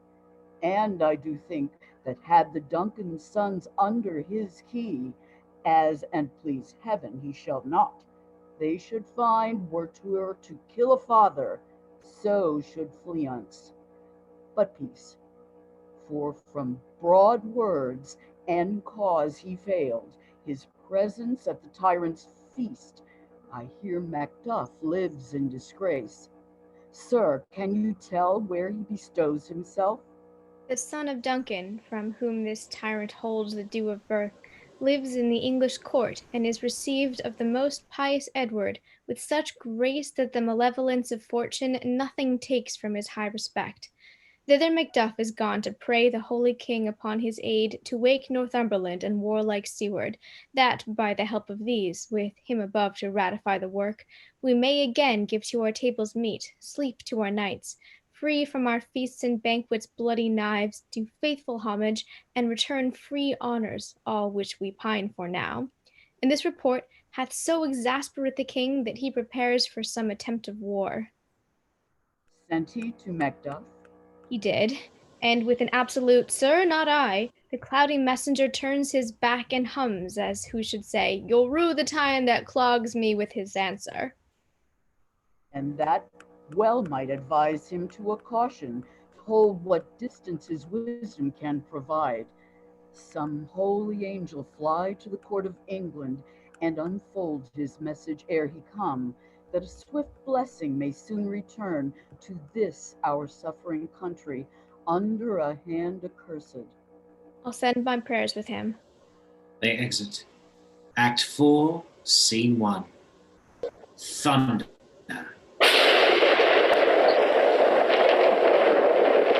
Enter the witches 3. Thrice the brinded cat hath mewed. Thrice, and once the hedge pig whined. Harpier cries, "'Tis time, 'tis time." Round about the cauldron go. In the poisoned entrails throw. Toad that under cold stone days and nights has 31 sweltered venom sleeping got. Boil thou first i' the charmed pot. Double, double toil and trouble, fire burn and cauldron bubble. Fillet of a fenny snake in the cauldron boil and bake. Eye of newt and toe of frog, wool of bat and tongue of dog, adder's fork and blindworm's sting, lizard's leg and howlet's wing, for a charm of powerful trouble, like a hell broth boil and bubble. Double, double toil and trouble, fire burn and cauldron bubble. Scale of dragon, tooth of wolf, witch's mummy, maw and gulf, of the raven sea salt shark, root of hemlock digged in the dark, liver of blaspheming Jew, gall of goat and slips of yew, slivered in the moon's eclipse, nose of Turk and Tartar's lips, finger of birth strangled babe, ditch delivered by a drab, make the gruel thick and slab, add thereto a tiger's cauldron for the ingredients of our cauldron, double, double toil and trouble, fire burn and cauldron bubble. Cool it with a baboon's blood, then the charm is firm and good. Oh, well done. I commend your pains, and everyone shall share in the gains. And now about the cauldron. Sing like elves and fairies in a ring, enchanting all that you put in. By the pricking of my thumbs, something wicked this way comes. Open locks whoever knocks. Enter Macbeth. And now, black and midnight hags, what is it ye do? A deed without a name. A deed without a name. A deed without a name. I conjure you, but you come to know it, answer me. Though you untie the winds and let them fight against us through the yeasty waves, confound and swallow navigation up, though bladed corn be lodged and down, though castles topple on their warders' heads, though palaces and pyramids do slope their heads to the foundations, though the treasure of nature's germans tremble together, even till destruction seeker, answer me to that which I will ask you. Speak. Demand. We'll answer. Say if thou hadst rather hear it from our mouths or from our masters. Call him. Let me see him. Poor in sow's blood that hath eaten her 9 farrow, grease that sweaten from the murderer's gibbet throw into the flame. Come high or low, thyself and office deathly show. Tell me, thou unknown power. He knows thy thought. Hear his speech, but say thou not. Macbeth! Macbeth! Macbeth! Beware Macduff! Beware the Thane of Fife! Dismiss me! Enough! He descends. Whoever thou art, for thy good caution, thanks. Thou hast half my fear aright, but one word more. He will not be commanded. Here's another, more potent than the first.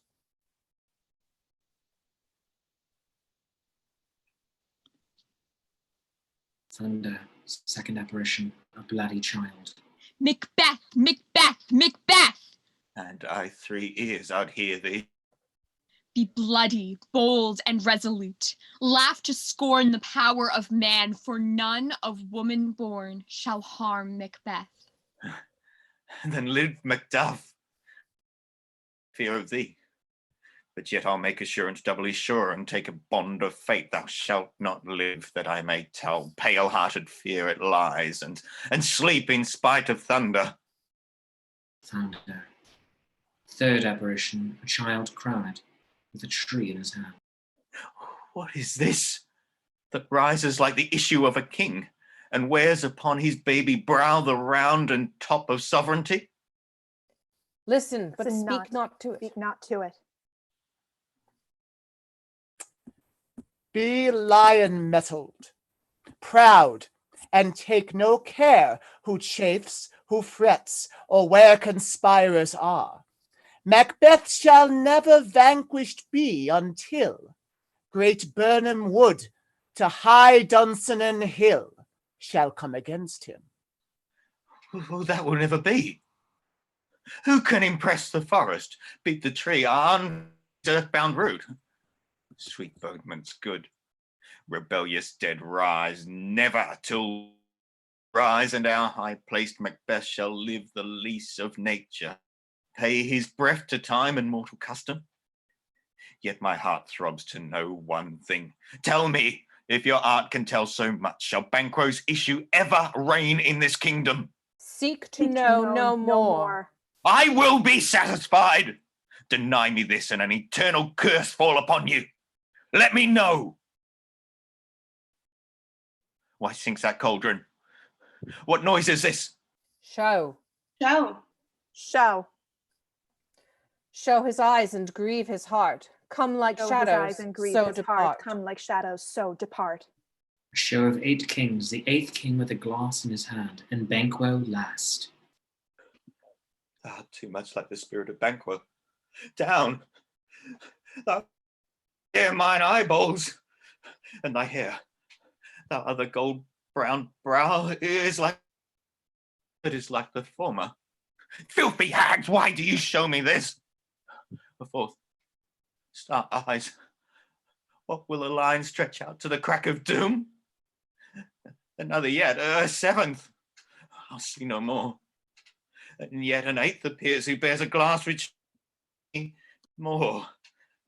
And some I see that twofold bulls and treble scepters carry. A horrible sight! Now I see it is true. For the blood-bolted Banquo smiles upon me and points at them for his.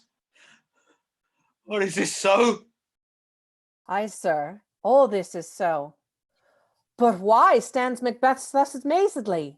Come, sisters, cheer we up his sprites and show the best of our delights. I'll charm the air to give a sound while you perform your antic round, that this great king may kindly say our duties did his welcome pay. The witches dance and vanish. Where are they? Gone? Let this pernicious hour stand I accursed in the calendar. Come in without there. Enter Lennox. What's your grace's will? Saw you the weird sisters? No, my lord. Came them not by you? No, indeed, my lord. Infected be the air whereupon they ride, and damn it all that trust them. I did hear the galloping of horse. Who was it who came by? 'Tis 2 or 3, my lord, that bring you word Macduff is fled to England. Fled to England? Aye, my good lord. Oh, time, thou anticipatest my dread exploits. The flighty purpose ne'er is overtook unless a deed go with it. From this moment, the very firstlings of my heart shall be the firstlings of my hand. And even now, to crown my thoughts with axe, be it thought and done. The castle of Macduff I will surprise, seize upon Fife, and give to the edge of the sword his wife, his babes, and all unfortunate souls that trace him in his line. No more boasting like a fool! This deed I'll do before the purpose cool. But no more sights. Where are these gentlemen? Come, bring me where they are. They exit. Act 4, Scene 2. Enter Macduff's wife, her son, and Ross. What had he done to make him fly the land? You must have patience, madam. He had none. His flight was madness. When our actions do not, our fears do make us traitors.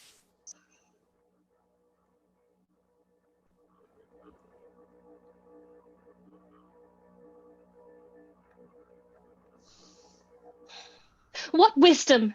To leave his wife, to leave his babes, his mansions, and his titles in a place from whence himself does fly? He loves us not. He wants the natural touch. For the poor wren, the most diminutive of birds, will fight her young ones in the nest against the owl. All is the fear, and nothing is the love. As little is the wisdom, where the flight so runs against all reason.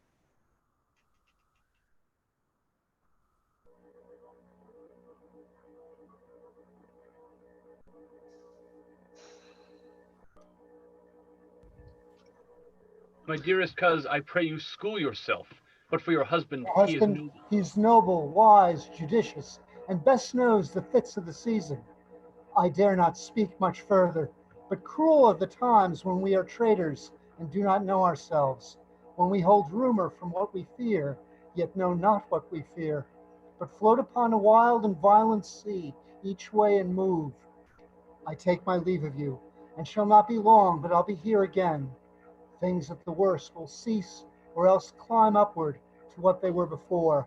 My pretty cousin, blessings upon you. Fathered he is, and yet he's fatherless. I am so much a fool. Should I stay longer, it would be my disgrace and your discomfort. I take my leave at once.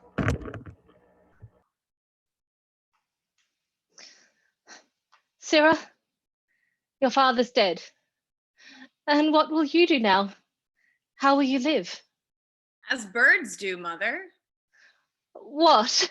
With worms and flies? With what I get, I mean, and so do they. Poor bird, thou'lt never fear the net nor lime, the pitfall nor the gin.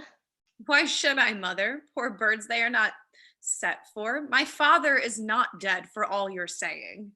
Yes, he is dead. How wilt thou for a father? Nay, how will you do for a husband? Why, I can buy me 20 at any market.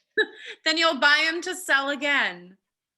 Thou speakest with all thy wit, and yet, if faith, with wit enough for thee. Was my father a traitor, mother? Aye, that he was. What is a traitor? Why, one that swears and lies. And be all traitors that do so? Everyone that does so is a traitor, and must be hanged. And must they all be hanged that swear and lie?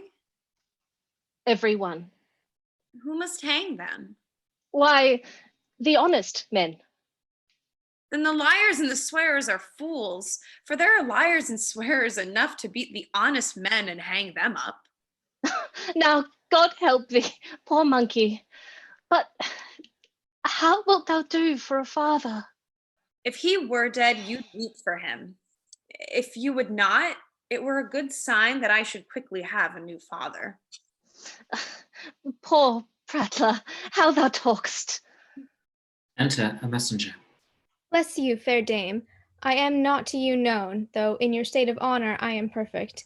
I doubt some danger does approach you nearly. If you will take a homely man's advice, be not found here. Hence with your little ones. To fright you thus, methinks I am too savage. To do worse to you were foul cruelty, which is too nigh your person. Heaven preserve you, I dare abide no longer. The messenger exits. Whither should I fly? I have done no harm. But I remember now I am in this earthly world, where to do harm is often laudable, to do good sometime accounted dangerous folly. Why then, alas, do I put up that womanly defence to say I have done no harm? Enter the murderers. What are these faces? Where is your husband? I hope in no place so unsanctified where such as thou mayest find him. He's a traitor. Thou liest, thou shag-eared villain! What, you egg? Young fry of treachery? He has killed me, mother! Run away! I pray you! Murder! Murder!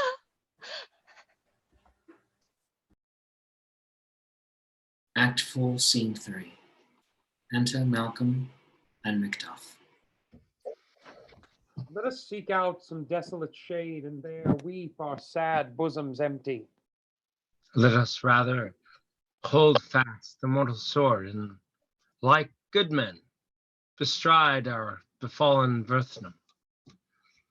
Each no more new widows howl, new orphans cry, new sorrows strike heaven on the face, that it resounds as if it felt Scotland and yelled out like a syllable of dollar. What I believe, I'll wail. What know, believe, and what I can redress, as I shall find the time to friend, I will. What you have spoke, it may be so, perchance. This tyrant, whose sole name blisters our tongues, was once thought honest. You have loved him well. He hath not touched you yet. I am young, but something you may deserve of him through me. And wisdom to offer up a weak, poor, innocent lamb to appease an angry God. I can't hear you. But I am not treacherous. But Macbeth is. A good and virtuous nature may recoil in an imperial charge, but I shall crave your pardon. That which you are, my thoughts cannot transpose. Angels are bright still, though the brightest fell. Through all things foul would wear the brows of grace, yet grace must still look so. I have lost my hopes. Perchance, even there where I did find my doubts, were I in that rawness left you wife and child. Those precious motives, those strong knots of love without leave taking? I pray you, let not my jealousies be your dishonors, but mine own safeties. You may be rightly just, whatever I shall think. Bleed, bleed, poor country! Great tyranny, lay thou thy bases sure. For goodness, dare not check thee. For thy wrongs, the title is afeared. Fare thee well, Lord. I would not be the villain that thou think'st, for the whole space that's in the tyrant's grasp, and the rich east to boot. Be not offended. I speak not as an absolute fear of you. I think our country sinks beneath the yoke. It weeps, it bleeds, and each new day a gash is added to her wounds. I think withal there would be hands uplifted in my right, and here from gracious England have I offer of goodly thousands. But for all this, when I shall tread upon a tyrant's head or wear it on my sword, yet my poor country shall have more vices than it had before, more suffer and more sundry ways than ever by him that shall succeed. What should he be? It is myself, I mean, in whom I know all the particulars of vice so grafted that when they shall be opened, black Macbeth will seem pure as snow. In the poor state esteem him as a lamb, being compared with my confineless harms. Not in the legions of horrid hell can come a devil more damned in evils to top Macbeth. I grant him bloody, luxurious, avarice, false, deceitful, sudden, malicious, smacking of every sin that has a name, but there's no bottom, none to my voluptuousness. Your wives, your daughters, your matrons, and your maids could not fill up the cistern of my lust. In my desire, all continent impediments would o'erbear, and did oppose my will. Better Macbeth than such a one to reign. Boundless intemperance in nature is tyranny.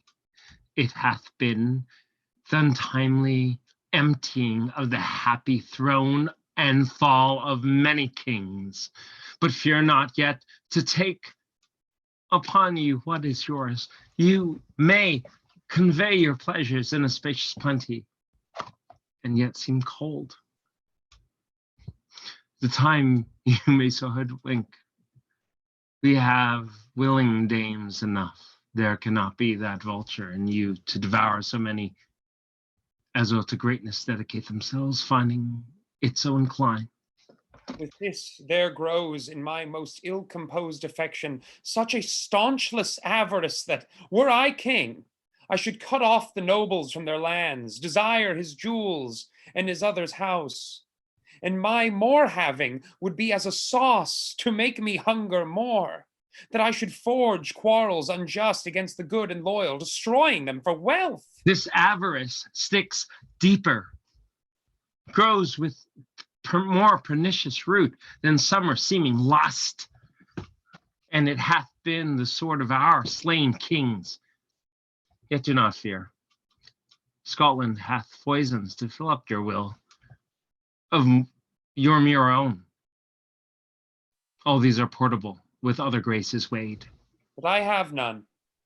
The king becoming graces as justice, verity, temperance, stableness, bounty, perseverance, mercy, lowliness, devotion, patience, courage, fortitude. I have no relish of them, but abound in the division of each several crime, acting in many ways. Nay, had I the power, I should pour the sweet milk of concord into hell, uproar the universal peace, confound all unity on earth. Oh, Scotland, Scotland! If such a one be fit to govern. Fit to govern? No. Not to live. O nation miserable, with an untitled tyrant bloody sceptered, when shalt thou see the wholesome days again? Since that the truest issue of thy throne, by his indictern, stand accursed and does blaspheme his fame. Thy royal father was a most sainted king. The queen that bore thee, oftener upon her knees and on her feet, died every day she lived. Fare thee well. These evils thou art peace upon thyself, hast banished me from Scotland. Oh, my breast, thy hope ends here. Macduff, this noble passion, child of integrity, hath from my soul wiped the black scruples, reconciled my thoughts to thy good truth and honor.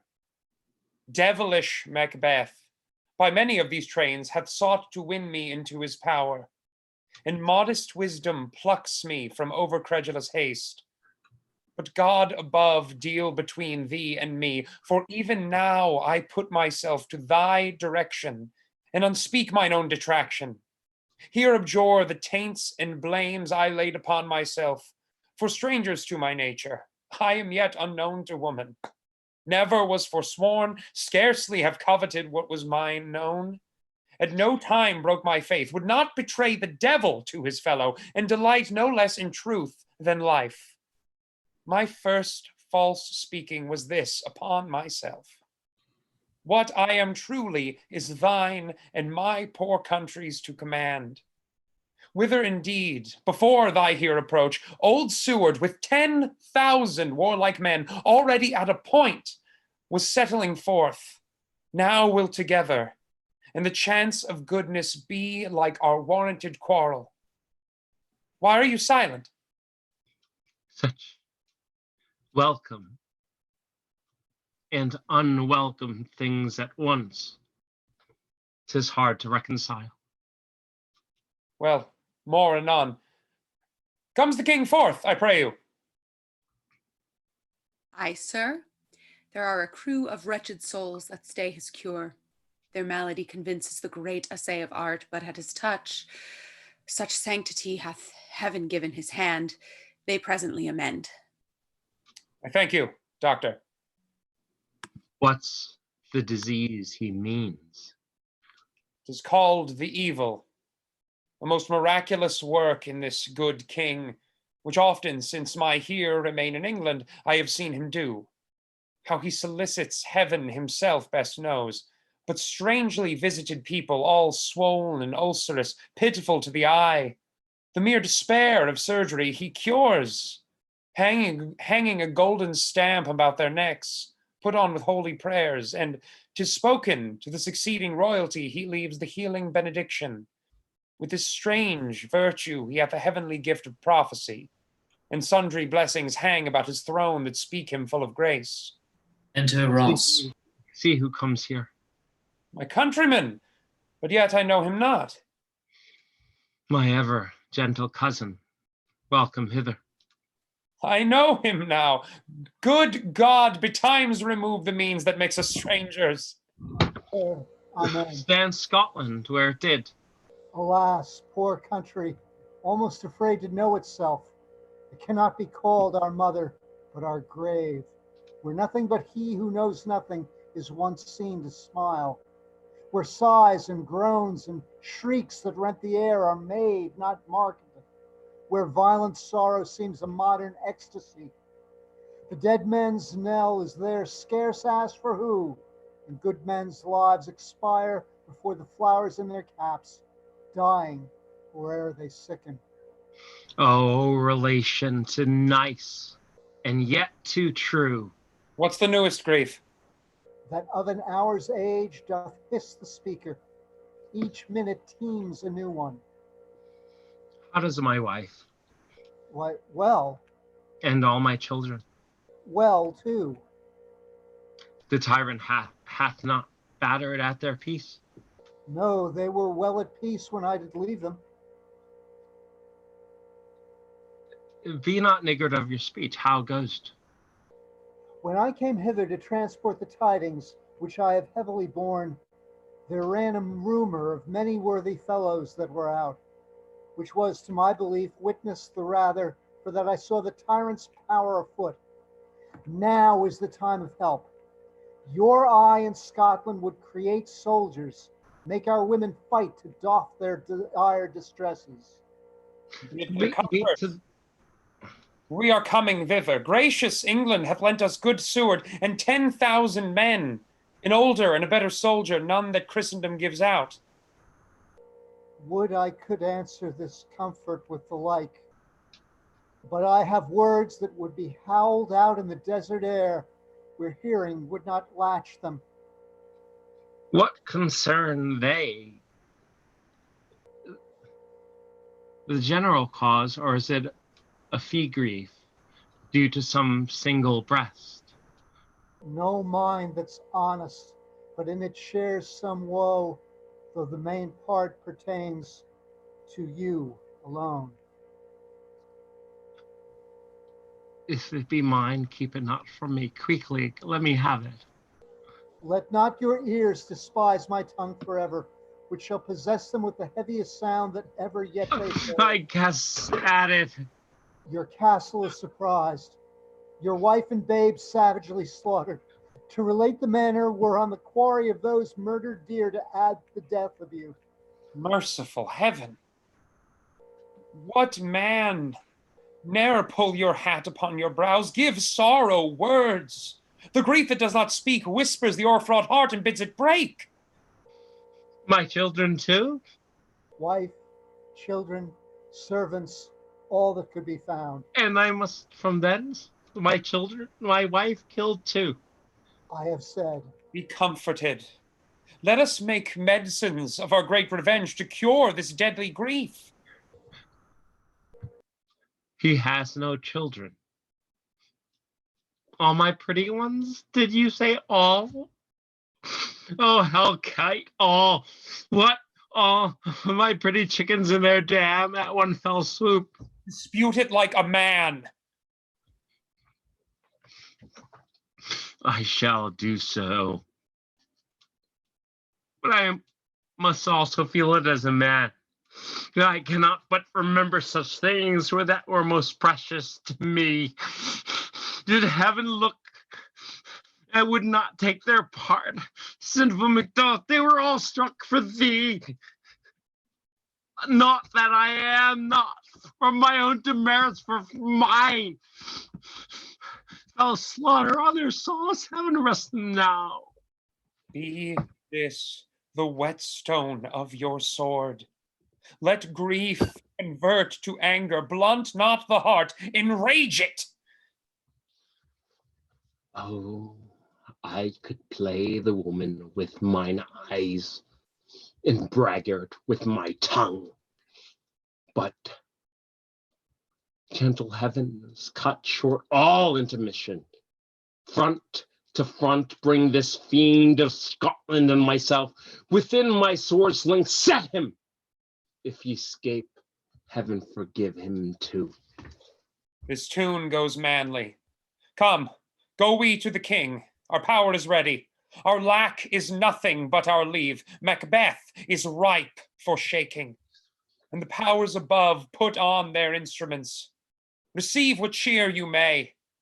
The night is long that never finds the day. They exit. End of Act 4. Act 5, Scene 1. Enter a doctor of physic and a waiting gentlewoman. I have 2 nights watched with you, but can perceive no truth in your report. When was it she last walked?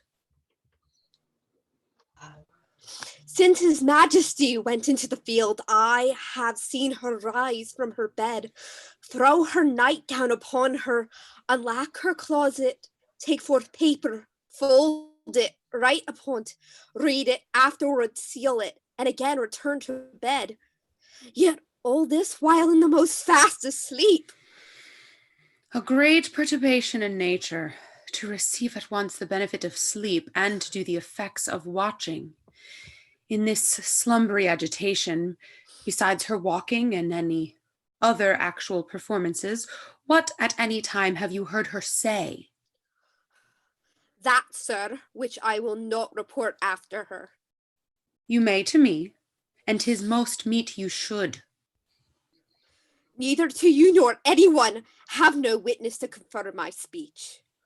Enter Lady Macbeth with a taper. Lo you, here she comes. This is her very guise, and upon my life, fast asleep, observe her. Stand close. How came she by that light? Why, it should by her. She has light by her continuously. 'Tis her command. You see her eyes are open. Aye, but their sense are shut. What is it she does now? Look how she rubs her hands. It is in a accustomed to action with her to see thus washing her hands. I have known her continue this a quarter of an hour. Yet, here's the spot. Hark, she speaks. I will set down what comes from her to satisfy my remembrance the more strongly. Out! Damn spot out, I say! 1, 2. Why then, 'tis time to do't. Hell is murky. Fie, my lord, fie. A soldier and afeard. What need we fear who knows it when none can call our power to account? Yet who would have thought the old man to have had so much blood in him? Do you mark that? The Thane of Fife had a wife. Where is she now?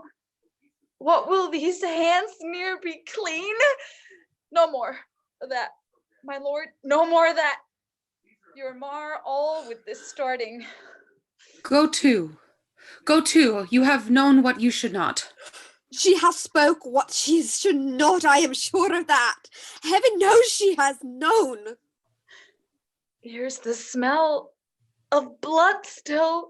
All the perfumes of Arabia will not sweeten this hand. Oh, oh, ah! What a sigh is there! The heart is sorely charged. I would not have such a heart in my bosom for the dignity of the whole body. Oh, well, well, well. Pray God it be, sir. This disease is beyond my practice. Yet I have known those which have walked in their sleep who have died holily in their beds. Wash your hands. Put on your nightgown. Look not so pale.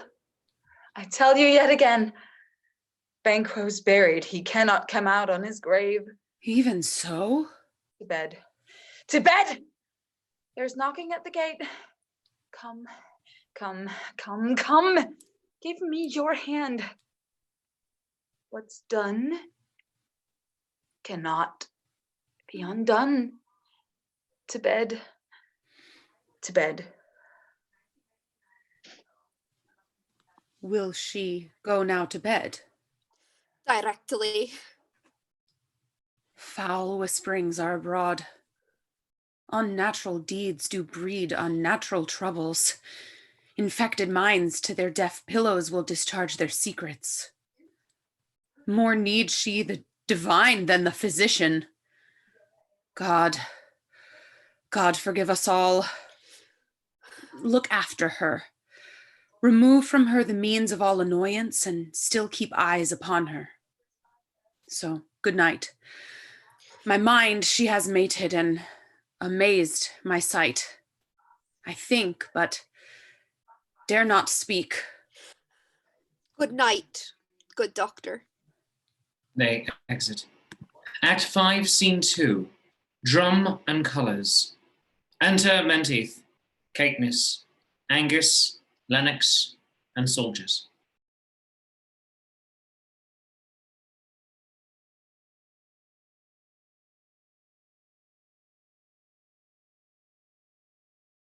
The English power is near, led on by Malcolm, his uncle Seward, and the good Macduff. Revenge is burning them, for their dear causes would to the bleeding and the grim alarm excite the mortified man. Near Burnham Wood shall we meet them. That way are they coming. Who knows? Who knows if Donalbain will be with his brother?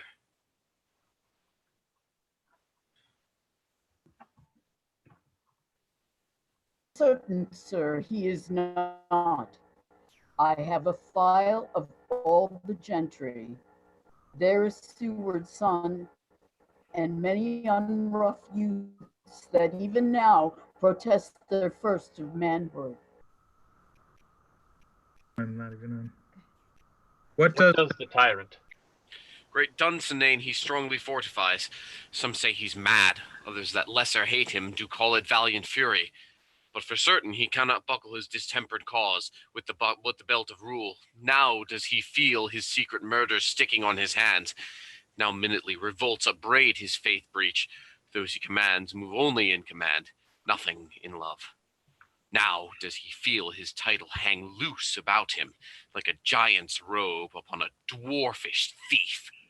Who then shall blame his pestered senses to recoil and start, when all that is within him does condemn him itself for being there? Well, march we on, to give obedience where 'tis truly owed. Meet with the medicine of the sickly wheel, and with him pour we in our country's purge, each drop of us. Or so much as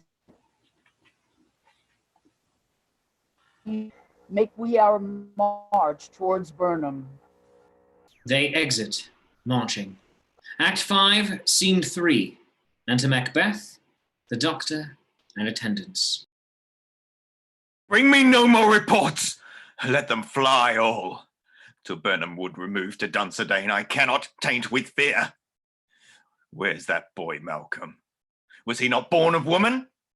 The spirits that know all mortal consequences have pronounced me thus. Fear not, Macbeth. No man that's born of woman shall ever have power upon thee. Then fly, false thanes, and mingle with the English epicures. The mind I sway by and the heart I bear shall never sag with doubt nor shake with fear.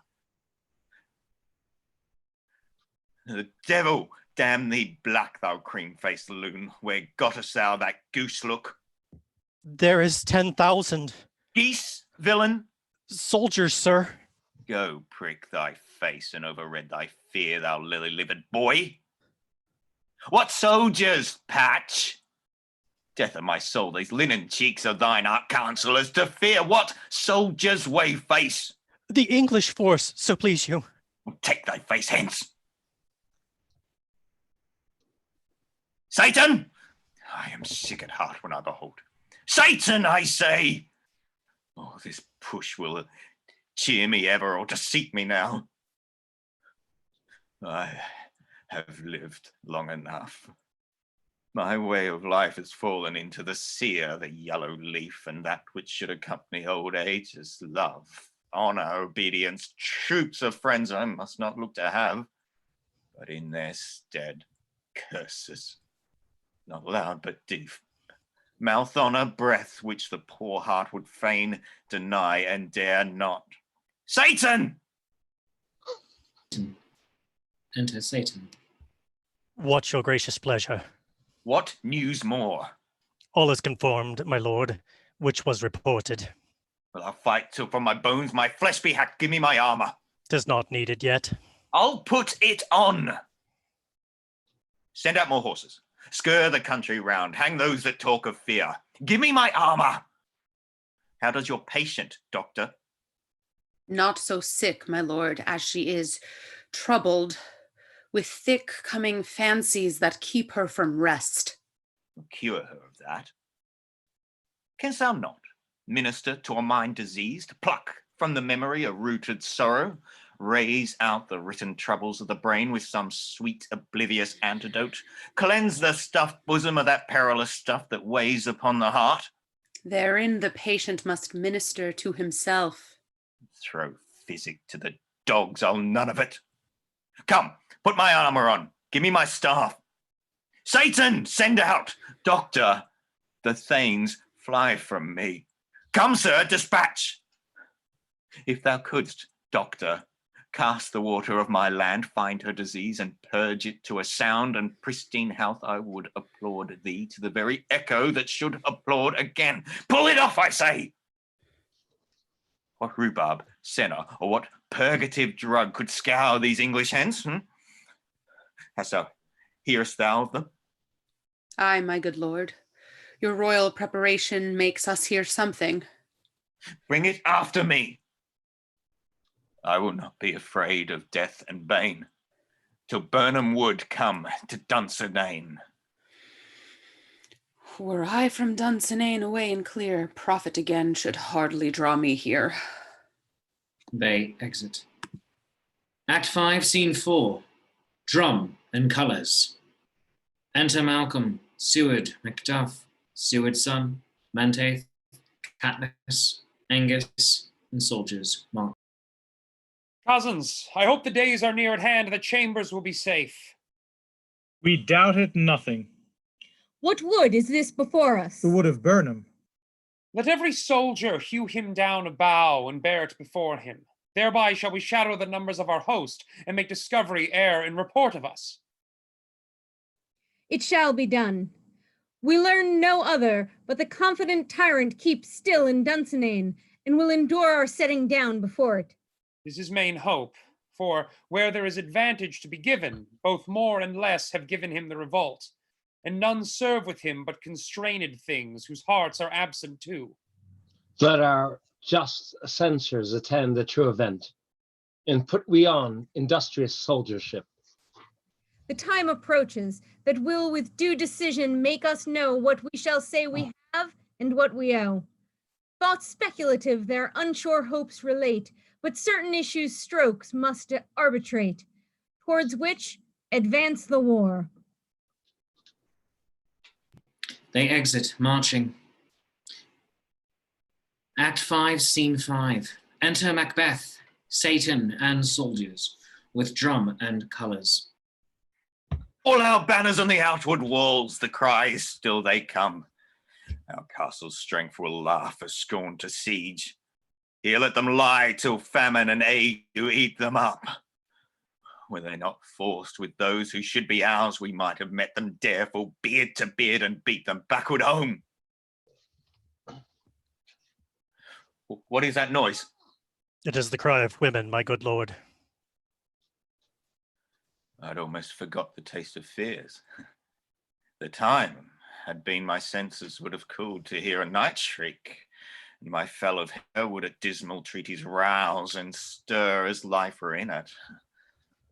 I have sucked for years. Direness familiar to my slaughterous thoughts cannot at once start me. Wherefore was that cry?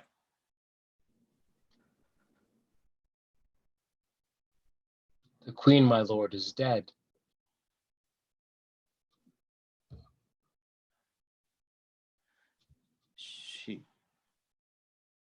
She should have died hereafter. There would have been a time for such a word. Tomorrow, and tomorrow, and tomorrow creeps in this petty pace from day to day, to the last syllable of recorded time. And all our yesterdays have lighted fools the way to dusty death. Out, brief candle. Life is but a walking shadow, a poor player who struts and frets his hour upon the stage and then is heard no more. It is a tale told by an idiot, full of sound and fury, signifying nothing. Enter a messenger. Thou comest to use thy tongue, thy story quickly. Gracious my lord, I should report that which I say I saw, but know not how to do it. Well, say, sir. As I did stand my watch upon the hill, I looked toward Burnham, and anon methought the wood began to move. Liar and slave! Let me endure your wrath if it be not so. Within this 3 mile may you see it coming. I say, a moving grove. If thou speakst false, upon the next tree shall they hang alive till famine cling thee. If thy speech be sooth, I care not if thou dost from me as much. I pull in resolution and begin to doubt the equivocation of the fiend that lies like truth. Fear not till Burnham wood come to Dunsinane, and now wood comes towards Dunsinane. Arm! Arm and out! If this which he avouches does appear, there is no flying hence nor tarrying here. I begin to grow aweary of the sun, and wish the estate of the world were now undone. Ring the alarm bell! Blow wind, come rack! At least we'll die with harness on our back. They exit. Act 5, Scene 6. Drum and colours. Enter Malcolm, Seward, Macduff, and their army with bows. Now near enough. Your leafy screens throw down and show like those you are. You, worthy uncle, shall with my cousin, your right noble son, lead our first battle. Worthy Macduff and we shall take upon what else remains to do, according to our order. Fare you well. Do we but find the tyrant's power tonight, let us be beaten if we cannot fight. Make our trumpets speak. Give them all breath. Those clamorous harbingers of blood and death. They exit. Alarums continued. Act 5, Scene 7. Enter Macbeth. They have tied me to a stake. I cannot fly, but bear like I must fight the course. What's he that was not born of woman? Such a one I am to fear, or none. Enter young Seward. What is thy name? Thou be afraid to hear it. No, though thou call'st thyself a hotter name than any is in hell. My name's Macbeth. The devil himself could not pronounce a title more hateful to mine ear. No, nor more fearful. Thou liest, abhorred tyrant. With my sword I'll prove the lie thou speakest. They fight, and young Seward is slain. Thou was born of woman. But swords I smile at, weapons laugh to scorn, brandished by man that's of a woman born. He exits. Alarums enter Macduff. That way the noise is. Tyrant, show thy face. If thou beest slain and with no stroke of mine, my wife and children's ghosts will haunt me still. I cannot strike at wretched kerns, whose arms am hired to bear their staffs. Either thou, Macbeth, or else my sword, with an unbattered edge, I sheath again undeeded. There thou shouldst be. By this great clatter, one of greatest note seems bruited. Let me find him fortune, and more I beg not. He exits. Alarums enter Malcolm and Seward. This way, my lord. The castle's gently rendered. The tyrant's people on both sides do fight. The noble thanes do bravely in the war. The day almost itself professes yours, and little is to do. We've met the foes that strike beside us. Enter, sir, the castle. They exit. Alarum. Act 5, Scene 8. Enter Macbeth. Why should I play the Roman fool and die on mine own sword? Whilst I see lives, the gashes do better upon them. Enter Macduff. Turn, hellhound, turn! Of all men else I have avoided thee. But get thee back. My soul is too much charged with blood of thine already. I have no words. My voice is my sword. Thou bloodier villain, that terms can give thee out. Fight. Alarum. Thou losest labour. As easy mayest thou, the entrenchant air, with thy keen sword impresses, make me bleed. Let fall thy blade on vulnerable crests. I bear a charmed life, which must not yield to one of woman born. Despair thy charm, and let the angel, whom thou still hast served, tell thee Macduff was from his mother's womb, untimely ripped. Accursed be thy tongue that tells me so, for it hath cowed the better part of man. And be these juggling fiends no more believe that palter with us in double sense, and keep the promise of our word to our ear, and break it to our hope. I'll not fight with thee. Then yield thee, coward. I live to be the show and gaze at the time. We'll have thee, as rarer monsters are painted upon a pole, and underwrit, here may you see the tyrant. I will not yield. To kiss the ground before young Malcolm's feet, or be baited with the rabble's curse. The Burnham would come to Dunsinane, and thou opposed being of no woman born, yet I will try the last. Before my body I throw my warlike shield. Lay on, Macduff! And damned be him who cries, hold, enough! They exit, fighting, alarums. They enter fighting, and Macbeth is slain. Macduff exits, carrying off Macbeth's body. Retreat and flourish. Enter with the drum and colours Malcolm, Seward, Ross, Thanes, and soldiers. I would the friends we miss were safe arrived. Some must go off, and yet by these I see so great a day as this is cheaply bought. Macduff is missing, and your noble son. Your son, my lord, has paid a soldier's debt. He only lived but till he was a man, the which no sooner had his prowess confirmed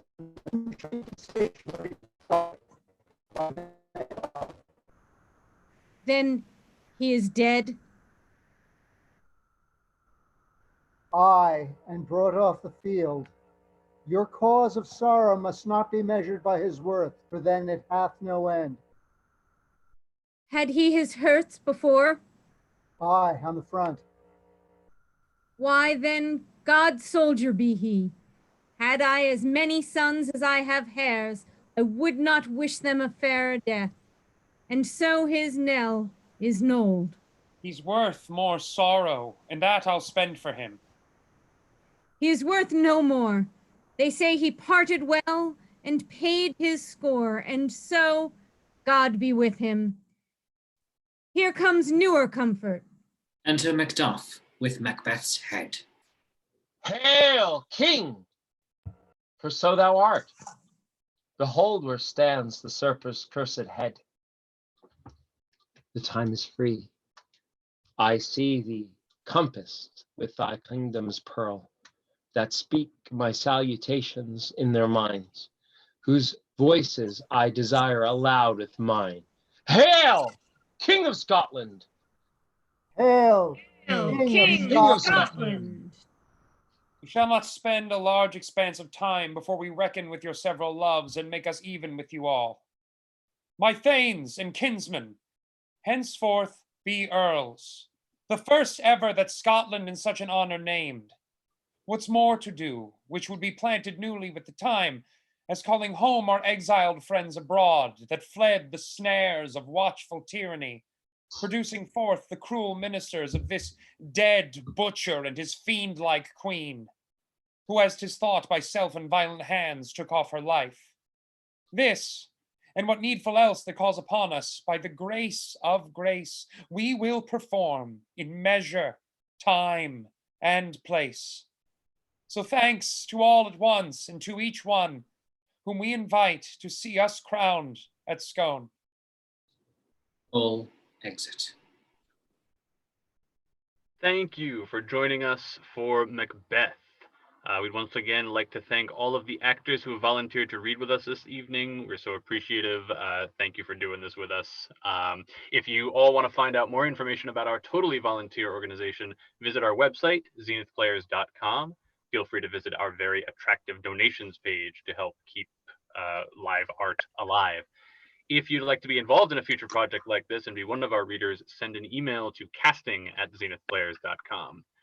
We want to give major thanks to your friendly neighborhood Shakespeare for guiding us through the play. You can visit his website at shakespeareapproves.com. You can also show him some love at patreon.com/Shakespeare.